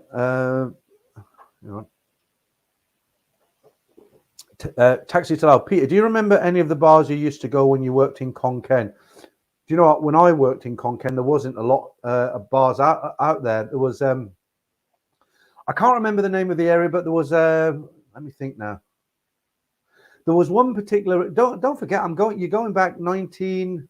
When I was in Konkan, it was 19. I think it was 96 or 97 when I was in Konkan for 2 years. So whatever I was, even if I could remember the name, they'd be totally changed now. But we used to go to like a little complex of bars that was about 15 minutes away from the hotel. But they'll all be gone now, or changed names. So no, I can't. If I was there and you said, "Look, I got a car, let's go where you used to go," I could probably direct you there, but I can't remember them. I mean, you're talking 30 years ago, you know, long time ago. Okay, Dave Andrew says, I'm on the 1664 and Welsh whiskey, £20 at Asda today. Do not tell anyone, as I'm Scottish. That's all right. I've got this with me today, as usual. I'll have a little drop of that later on. Tesco's Special Reserve. Right. Right, Crypto Rocketeer, stream glinching a lot. Do you know, I'm not just saying this, Crypto Rocketeer. I think it's from your end. I'll tell you why, because I've got a screen set up here. This is my YouTube interface with for the live stream with the camera and everything. But over here, it's completely independent. It's a TV screen, and it's set up just to see what you see. I watch it all night. You know, I'm constantly looking to make sure it's not buffering and all the rest of it. And I'm actually running the internet from my phone tonight because I had problems last week. Because it's a shared connection, and I know the phone is very, very fast. I'm looking at myself on the screen there, and there's no buffering or nothing, so it might very well be at your end, mate. Right, Simon Goodison, is it? Patio was very small when I first visited in May 1987, only South Patio, Walking Street. When I first went down to Patio, you didn't have any. The second road, that was it. So you know, you had the Soy 7, Soy 8. A lot of bars. You had Soy Diana and all that. You had Walking Street and all the little soys. But once you turned left at Walking Street, went up to the second road, there was nothing on the right hand side, just apartment buildings, Thai apartment buildings. There was no Tree Town. There was no Soy Bacau, Soy Pothole, all the rest. Oh, there was none of it. So I can relate to your comment there. Taxi Talal. You have to wear undies in Thailand. It's illegal, not. Yeah, I do believe it's illegal, actually, because they got some funny rules out there, haven't they? All right. Right, Sean T. There was an A&W near where I lived in Rayong, but was disappointed they don't sell burgers. Yeah, maybe it wasn't a burger, because I said I used to come out and get a burger, but it was a long time ago, Sean. Maybe it was was it waffles? Did they have like, I used to definitely get a soft drink from there, but we used to get a snack. Maybe it was just a packet of French fries, something like that. Have you tried you're not in Bangkok, are you? If you go to Terminal 21, there's a burger place in the basement there. It's called Moss Burgers. It's a Japanese franchise. And I went past it a few times. I thought, oh, that looks a bit, no, I'm not going to go in there. And I met Bangkok Pat in Terminal 21 because we went off to do that interview with him.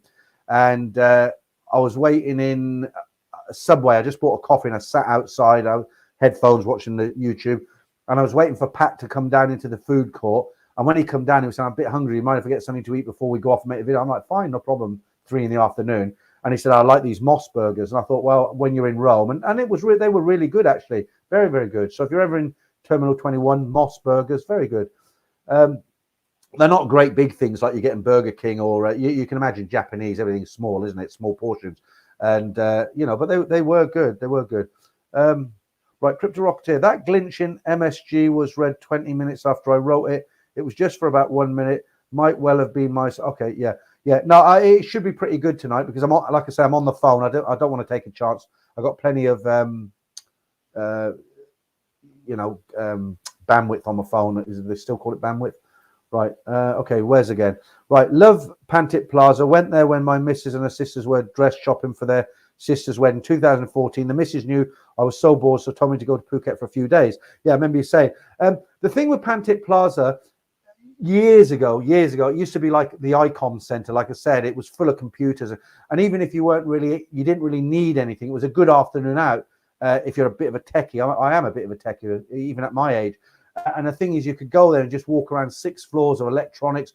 And they used to sell. This is before the days where you could really get a good download speed on the internet. So watching movies and stuff was impossible. You couldn't even downloading programs. Sometimes it'd take forever.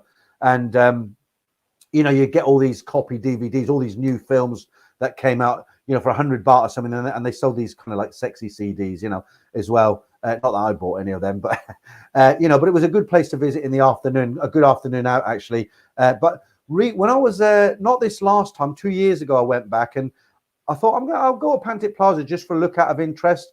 And it was like a totally different place. No, not really, really dead. And some guy came out of the woodwork and he said, like, because you used to get really good discs with a lot of copy software. I was going to grab one, but you won't be able to see it. But you could buy a disc for 100 baht and it'd have like 100 software programs. And this was in the days where they would have a crack code or a serial number. Now you can't do it because if you get software and it's not real, when you try to register it, it goes straight to that company's server and checks with a number and it'll just know it's fake. It's not real. But in them days, they give you a little serial or a crack and they all work. So you could, for 100 baht, you could buy a disc with 100 bits of software. You could even buy Microsoft, the actual Windows. You could actually buy a Windows operating system for 100 baht, and it would work because it had a key, a key that you put in, and it all worked. I'm going totally off subject now, so let's not talk about Pantit Plaza anymore. Nick Franco. Trevor interviewed the owner of Hungry Hippo. That guy worked crazy hours every single, not my ideal life in Thailand. Yeah, that's the thing. I mean, any business, you've got to put the time in. I've had businesses since I left the hotel industry. And even this YouTube, it's a lot of hours. It's not my job, YouTube.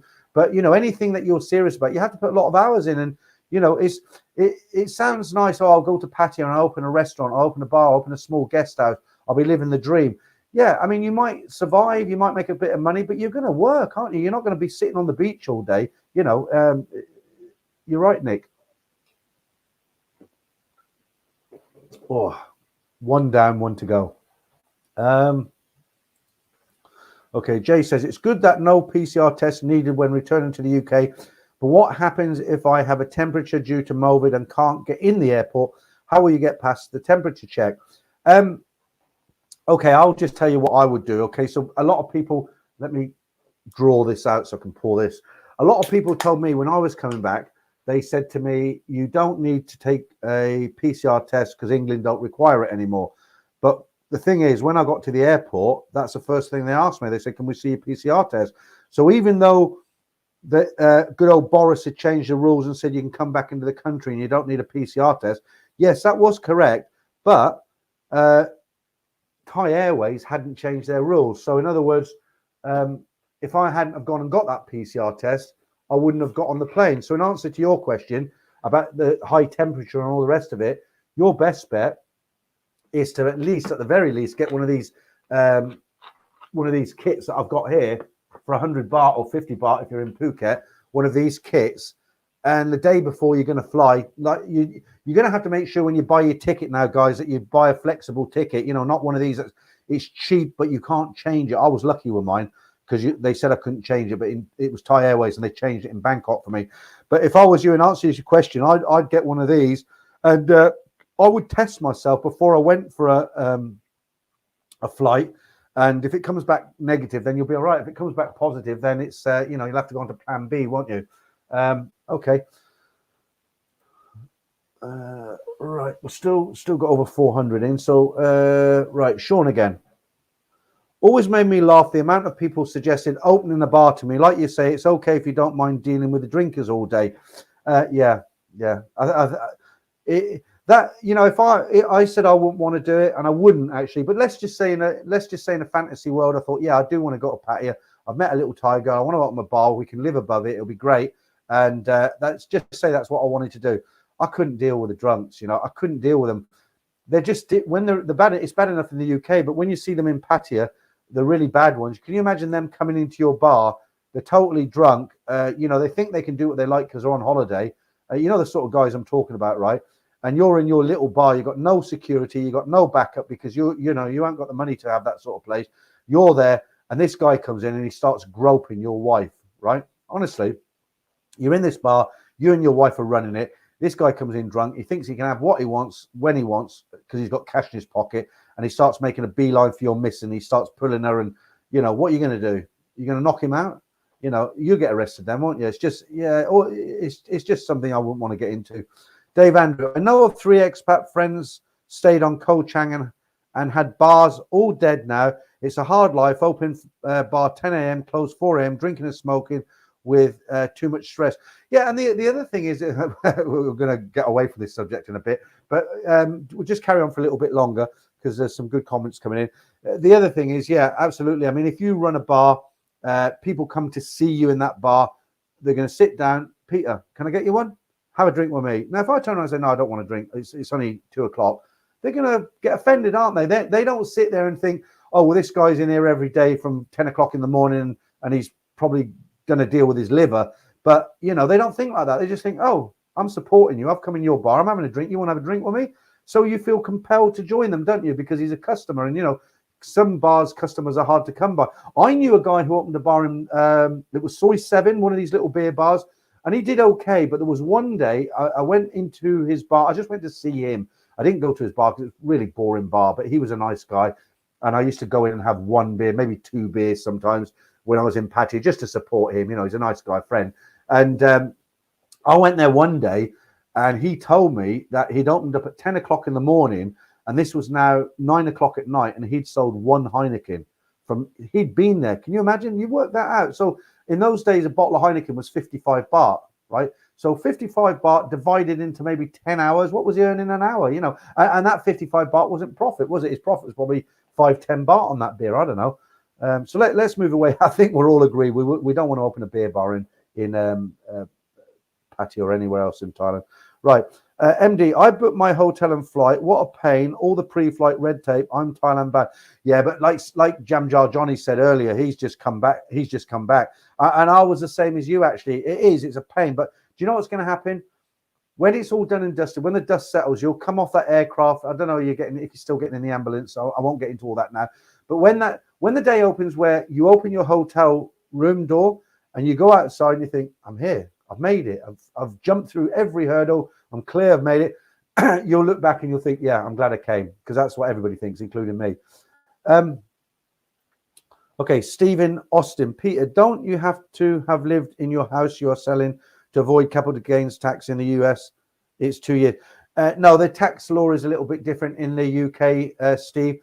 What it is in the UK, if you have a second home and you sell it, in other words, you buy a second hand, like if you buy a second house as an investment, like I have done, worked hard when I was young, and you rent that out for a number of years, and then you then decide, well, I'm going to sell this property now. You don't live there; it's a rental property. Then what happens is you have to pay capital gains tax on the sale of that, on the profits actually. So easy numbers: if you've you sold a house for £100,000 and the profit's £20,000, then you would pay about it's not 40%. Everyone will tell you 40%. It's not 40%. About 18% on that on the profit.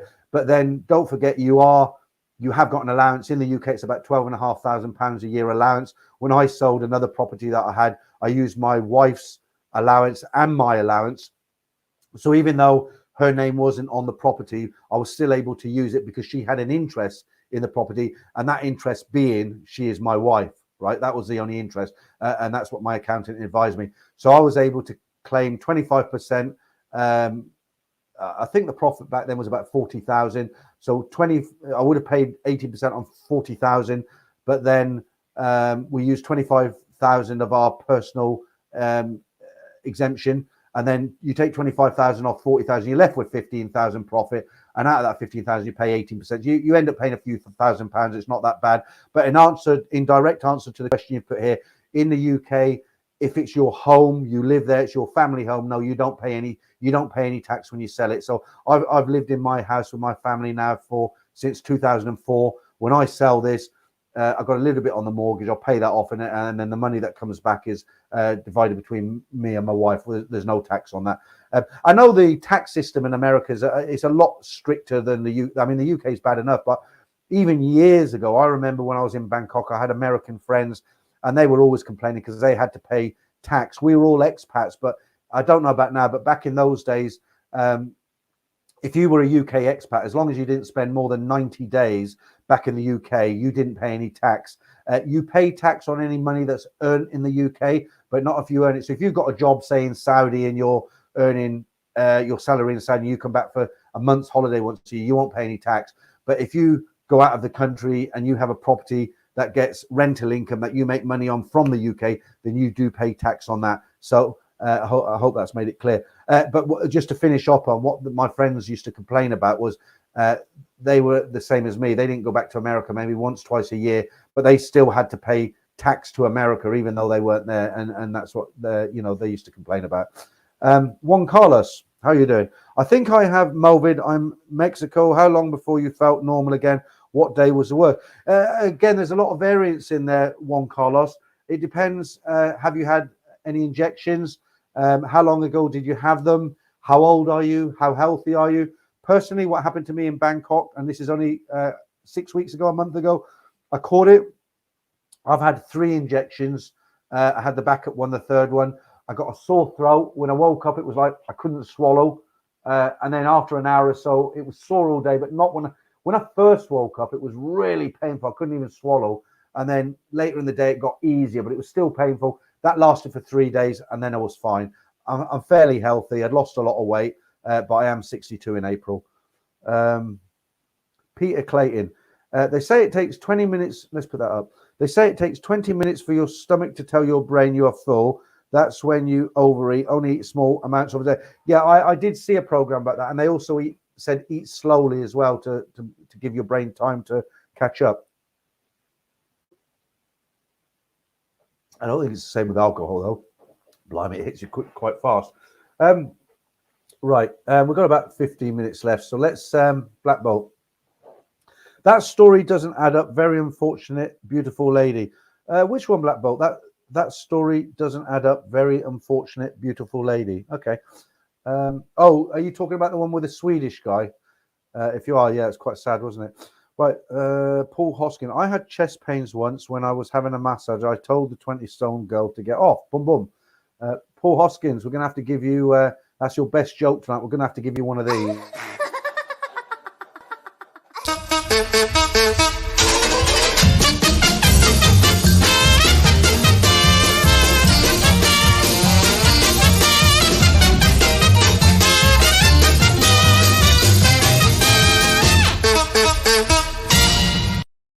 There you go, Paul, just for you. You tell these jokes every week, and I haven't done it for you, so I won't do it next week. I'll just do it tonight for you, right? I see Franco's got his work cut out for him tonight. There, we've got a lot of trolling as we speak. I don't know what's the difference between a troll and a cyberbully. I don't know, but we've got one in tonight, and Franco's constantly deleting him. I'll go in tomorrow and block him, but unfortunately, Franco can't block him. Let me see if I can see him, and I'll go in and block him. Well, of course, I won't see his comments here, because you've been blocking them. Can I do it on that screen? No, I can't. Okay, I'll do it tomorrow. What's Shane O'Traveller says? Okay, yeah. Well, I'm not even going to try and pronounce that. Yeah. Brian's got he has got a kind of a strange sense of humor. I find his videos very funny as well, as do a lot of other people I speak to. But some people might take it a different way. But yeah, he's got a good sense of humor.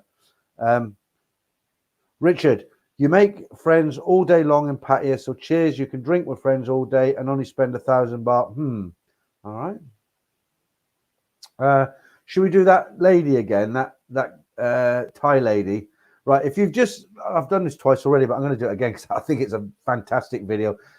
If you haven't seen this earlier, this is a Thai lady, and this is, you can just imagine marrying her when she was 20 in Pattaya and taking her back to your country, and this is how she ends up. Have a look at this lady. Last time tonight, guys. I'm 45. 45-year-old. I got 7 kids. I don't know why. I don't even like the man, but he got money. He said, you get me 7 kids, I get you sick like nothing. Look at this. He can even like nothing. $4,500 for everything. Oh my God. Look. I look 24. Blimey, 7 kids. She's had some work done on her, hasn't she? Blimey. Right. Okay. Let's get a bit more serious now. Okay, I think I've got another story, and then we'll. Yeah, this is a weird one. I heard this on the Tiger actually today, but I thought I'd read it out for you guys. So the title of this, it says, Thai prisons ban alcohol-based gel after inmate dies, others hospitalized for drinking hand sanitizer. You know the old hand sanitizer? Apparently it's got alcohol in it, isn't it? But it says, oh, excuse me.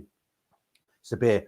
Alcohol-based hand sanitizer is being banned at Thai prisons after 1 inmate died, another blinded, and 31 others injured from mixing the hard gel with soft drinks to get drunk. All forms of alcohol products are typically prohibited on prison grounds, but during the pandemic, with major outbreaks at Thai prisons affecting tens of thousands of inmates, rules were loosened to allow alcohol-based sanitizer gels. The sanitizer will now be replaced with liquid salt. Well, you could kind of see that one coming, couldn't you? All right. Let's see, Steve, what are you saying?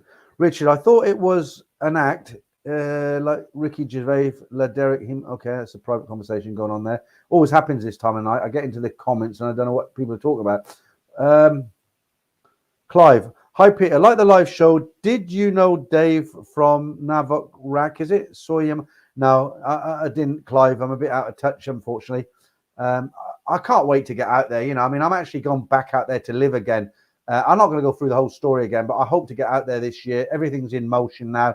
I've got some stuff going on with Simon when I get out there. I'm really looking forward to doing my YouTube channel from Thailand. You know, a lot of the guys ask me about the stories. They say, will you still carry on with the stories when you're in Thailand? And for a long time, I always told myself, no, I'll knock them on the head, because the only reason I did the stories in the first place was because I got trapped here. I couldn't get back to Thailand. And I thought, well, these are great because these are keeping the channel going. But once I get back to Thailand, I'm knocking these on the head because they're a lot of work. But you know what? I thought about it, and there's a lot of people like those stories, because when the stories go up, I get a lot of feedback. Different people say different things, but there is a lot of people look forward to those stories on a Saturday. So I suppose the guys who don't like them and say, oh, they're all the same, or they're all doom and gloom, or they all end the same, yeah, they don't have to watch them, do they? But the guys there are a lot of guys who have kind of subscribed to this channel to hear those stories every Saturday morning. So why should I stop? When I go to Thailand, I won't stop. I'll still do them. The only thing I'm going to have to do, and this is going to be really difficult, I'm going to have to change the live stream to a Sunday, because there's no way, because of the time difference, I want to keep the audience here in the UK. I want to keep you guys. I don't want to suddenly kind of try and switch to the guys who are in Thailand. I want to, you know, this 9 p.m. Friday slot works for me. But the problem is I did do it when I was out there. I woke up at 3 o'clock in the morning, made myself a coffee. 4 a.m. I went live, and it was 9 o'clock for you guys. But I can't do that long term. It's just not doable, really, for obvious reasons. So I thought about it. I thought, well, when can I change it to? There's no point me doing it kind of like a different you know, there's no point in me doing it when it's 5 o'clock in the UK because people are coming home from work, you know, they were having their dinner and everything. So I thought the only day, Saturday, people go and watch football, or they watch football on the TV, or they're out shopping or whatever it is. The only day really is Sunday, isn't it? But then, you know, I don't want to step on people's toes. I'm quite polite. So I know Trevor does his live streams on a Sunday morning, so I don't want to step on his toes. I know Nick and Martin do their live stream later in the day, although it's a bit harder to track theirs because their time isn't always sort of the same time exactly like Trevor's is. So I've got to kind of find a slot that doesn't step on people's toes, but yet it's a good time for you guys. So, you know, I'm going to have to try and work that out. But yeah, I am really looking forward to going back to Thailand, and I'm looking forward to sort of carrying on this YouTube channel from Thailand. One thing I won't do, Pat had quite an interesting survey he put out there.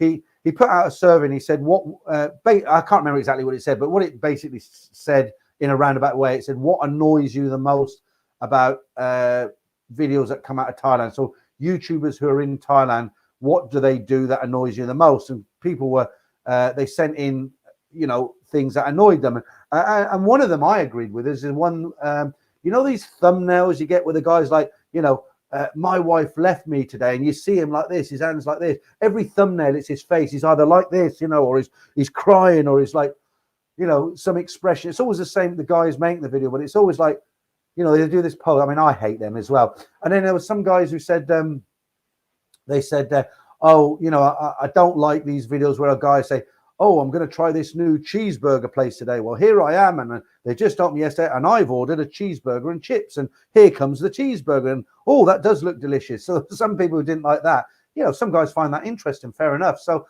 I got a lot of clues from that survey that Pat did, looking at what people were saying. A lot of things I took on board, so I kind of a little bit of a learning curve for me. You can't, you know, there's an old saying, isn't there? You can keep some of the people happy some of the time, but you can't keep all the people happy all of the time, and it is true. You'll never keep everybody happy. Crypto Rocketeer. Okay. Let me go to some newer comments. And that was really old. Bottle Baby. I haven't seen you in for a while. Take my prostate. Never. All right. Yeah, you're talking about the organ theft, aren't you?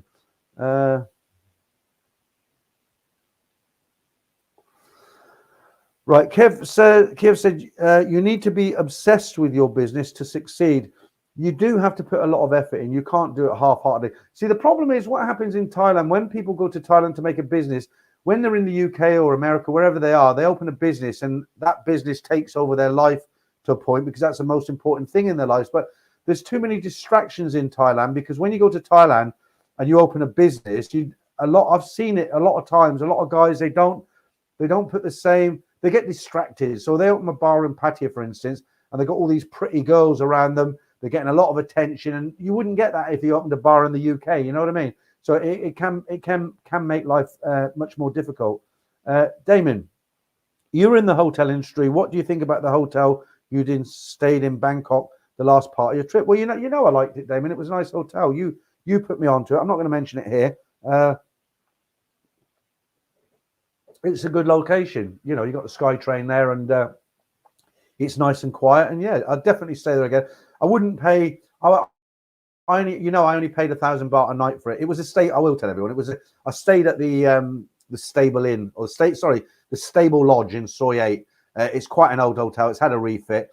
They charged 2,800 baht pre-pandemic. I think that's a little bit over the top for that hotel for what it is. I think it's worth 1,500 baht myself. I was paying 1,000 baht a night because they brought the prices right down and booked it on Agoda. I don't think it's worth 2,008 a night. I think it's worth maybe 1,500. But it's a nice hotel. It's a good location.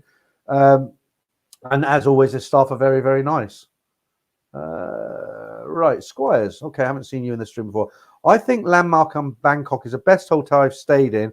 And I always say that I did the test and go to the Landmark. Do you know, it's funny you should say that, because I'm really old-fashioned. I like a good cup of tea in the morning, right? Not that yellow Lipton crap that you get in or everywhere you go in the budget hotels. They give you this yellow Lipton tea, and it tastes like anything but tea. So, you know, when I first wake up, when I've ever had a heavy night, I want a pot of tea, right? Honestly, if you're not from the UK, it's, you know, you can take the mick, but, you know, a good cup of tea when you've had a hard night's drinking. It's the best medicine in the world. And the one place I go, and it's expensive, I know it is, but I empty the pot. Is I know, you know, I sometimes I stay in the Majestic, which is kind of like the poor man's landmark, isn't it? It's the Majestic is like next to the Majestic Tailors. It's quite a nice hotel actually. I paid 1,000 baht a night last time I was there. Nothing in the hotel except the room, but great location just around the corner from Soi 4. But I often, most mornings when I wake up, I'll go to the landmark, and as you go up them marble steps into the glass doors, you'll see the cake stand there, and there's a kind of coffee shop, and I'll order a pot of English tea. It's about 140 baht, but I'll get maybe 3 cups out of that, 3.5 cups, and it's great. I did inquire about the rooms because I'd like to stay in the landmark, but at the time they were charging 4,000 baht a night, which is very, very good value for a 5-star hotel just around the corner from Soi 4. But I can't justify that sort of price really, because, you know, I can stay in the Majestic, which is again just around the corner, and that's 1,000 baht a night. And I'm not rich. I'm not poor, but I'm not rich. And for me to spend a week in the landmark, you're looking at 4, 8, 12, 16, 20, 28,000 as opposed to 7,000. You know, I can do a lot with that money in Bangkok. So, but it is a nice hotel. I agree with you on that one. Okay, we're coming up to the time, guys. 5 more minutes. Let's just try and get through some of the later comments here. JB, my mate said the best thing about Thailand is leaving your belt unfastened on the plane and pretending to be asleep so the crew fasten it. Not sure why he enjoys it or why he thrusts his crutch up. Sounds like he's got some real problems going on there, to be honest with you, JB. Right, if you Russian, no patio this year. Well, no, anywhere really. Do you know what? There's one thing I didn't realize that came out of this story. There's 7,000 Russians trapped in Thailand. But what I also learned is that there's what I was listening to Tiger today.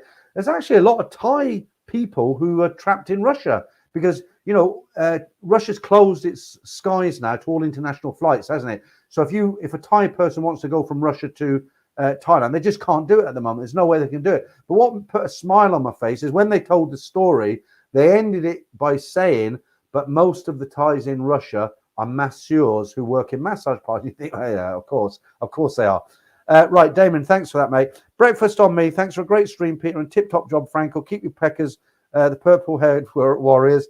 Have a great weekend, boys. All the best. Stay safe. Yeah, I'll give you a call tomorrow, Damon. Thanks for that, and I'll get Franco his pizza on Sunday. I think he said he's going to have a kebab this Sunday, actually. But thanks again, Damien. I mean, I always every week you do it, I always buy him a pizza, and I always say to him that he always says thanks. I say that's not from me, that's from Damien. Damien's bought you that. Franco, Thailand bound. Shall we have a quick poll? Do you all want Peter to go? I can't go on for another 30 minutes. I got to take my daughter to. Do you remember the one I did with Ed Sweeney? That was 5 hours. No, tonight I have to end it. I could go on for another half hour, but I've got a lot on tomorrow, and I've got to take my daughter to work early. I mean, it's been a good 2 hours anyway. I'm glad I did it. Franco sort of persuaded me to do it. I wasn't going to do it again, but you know, it's turned out all right. Right, Red Frank, are you in Thailand now, Peter? I was in Thailand 6 weeks ago. I got back, but I'm actually in the UK at the moment. But I'm relocating out to Thailand this year. I'm moving back out to Bangkok. I'm going to be living out there full time. So I'm just kind of filling the time, as it were. Black Bolt says yes on the poll. You started something here, Franco, but 2 minutes and that's me, mate. I've got to get up early tomorrow. Right, Richard, about 500 people trapped in Russia. Massage girls laugh at that. Yeah. Well, you know, they go where the money is, don't they? A lot of Thai massage girls in the Middle East as well. You know. You can't blame them, really, the money they make. Well done, Peter. I thoroughly enjoyed this live stream and can't wait for the next one. Thanks, Paul. Appreciate that. Damien, yes. Matthew Cartwright, cheers, Peter. Great stream as always. I'm going to rush through these now. Look, Danish Baker, Peter, will you get DUI? DUI. I'm a dinosaur. I don't know what DUI means. Javier, thanks, Peter. Good live stream. Dutch Vrang, Danish Bacon, Gotham Sea. Is it Gotham Sea? Best hotel I stayed was the Grass in Postage, awesome hotel, small budget. Okay, I don't know that one. JB, thanks for live stream, Peter. I've had the time of my life, and I owe it all to you and the lady behind you, right shoulder. Yeah, I presume it's that lady there, right? The one in the black. Yeah, she's lovely. Absolutely lovely. Right, Alex DuPont. Yeah, thanks, Damien. Yeah, all right, Damien. I can't. I've got to get up. guys, it's that time. I will put that lovely lady on with the thing on her head in a minute. I'll just say cheers to you. Thanks, guys. So tomorrow, 4 stories once again. Sunday, I've got the video going out, the budget video. I'll be back for the live stream next Friday. It's been better than I thought it would be tonight, guys. It's worked out good. I'll try and get some more kind of funny clips for next week. In Thailand, we don't say ouch. We say oi. In Thailand. Are you thinking what I'm thinking? I mean, she's just telling you how to say something in Thai, but Jesus Christ. Right. No, I've never done any mongering. Right. Where are we? Yeah, guys, I think it's time to say good night. So whatever you're doing this weekend, guys, have a really good weekend. And yeah, that's all I've got to say. I'll catch up with you next Friday, and I hope you enjoy the stories tomorrow. Good night, guys.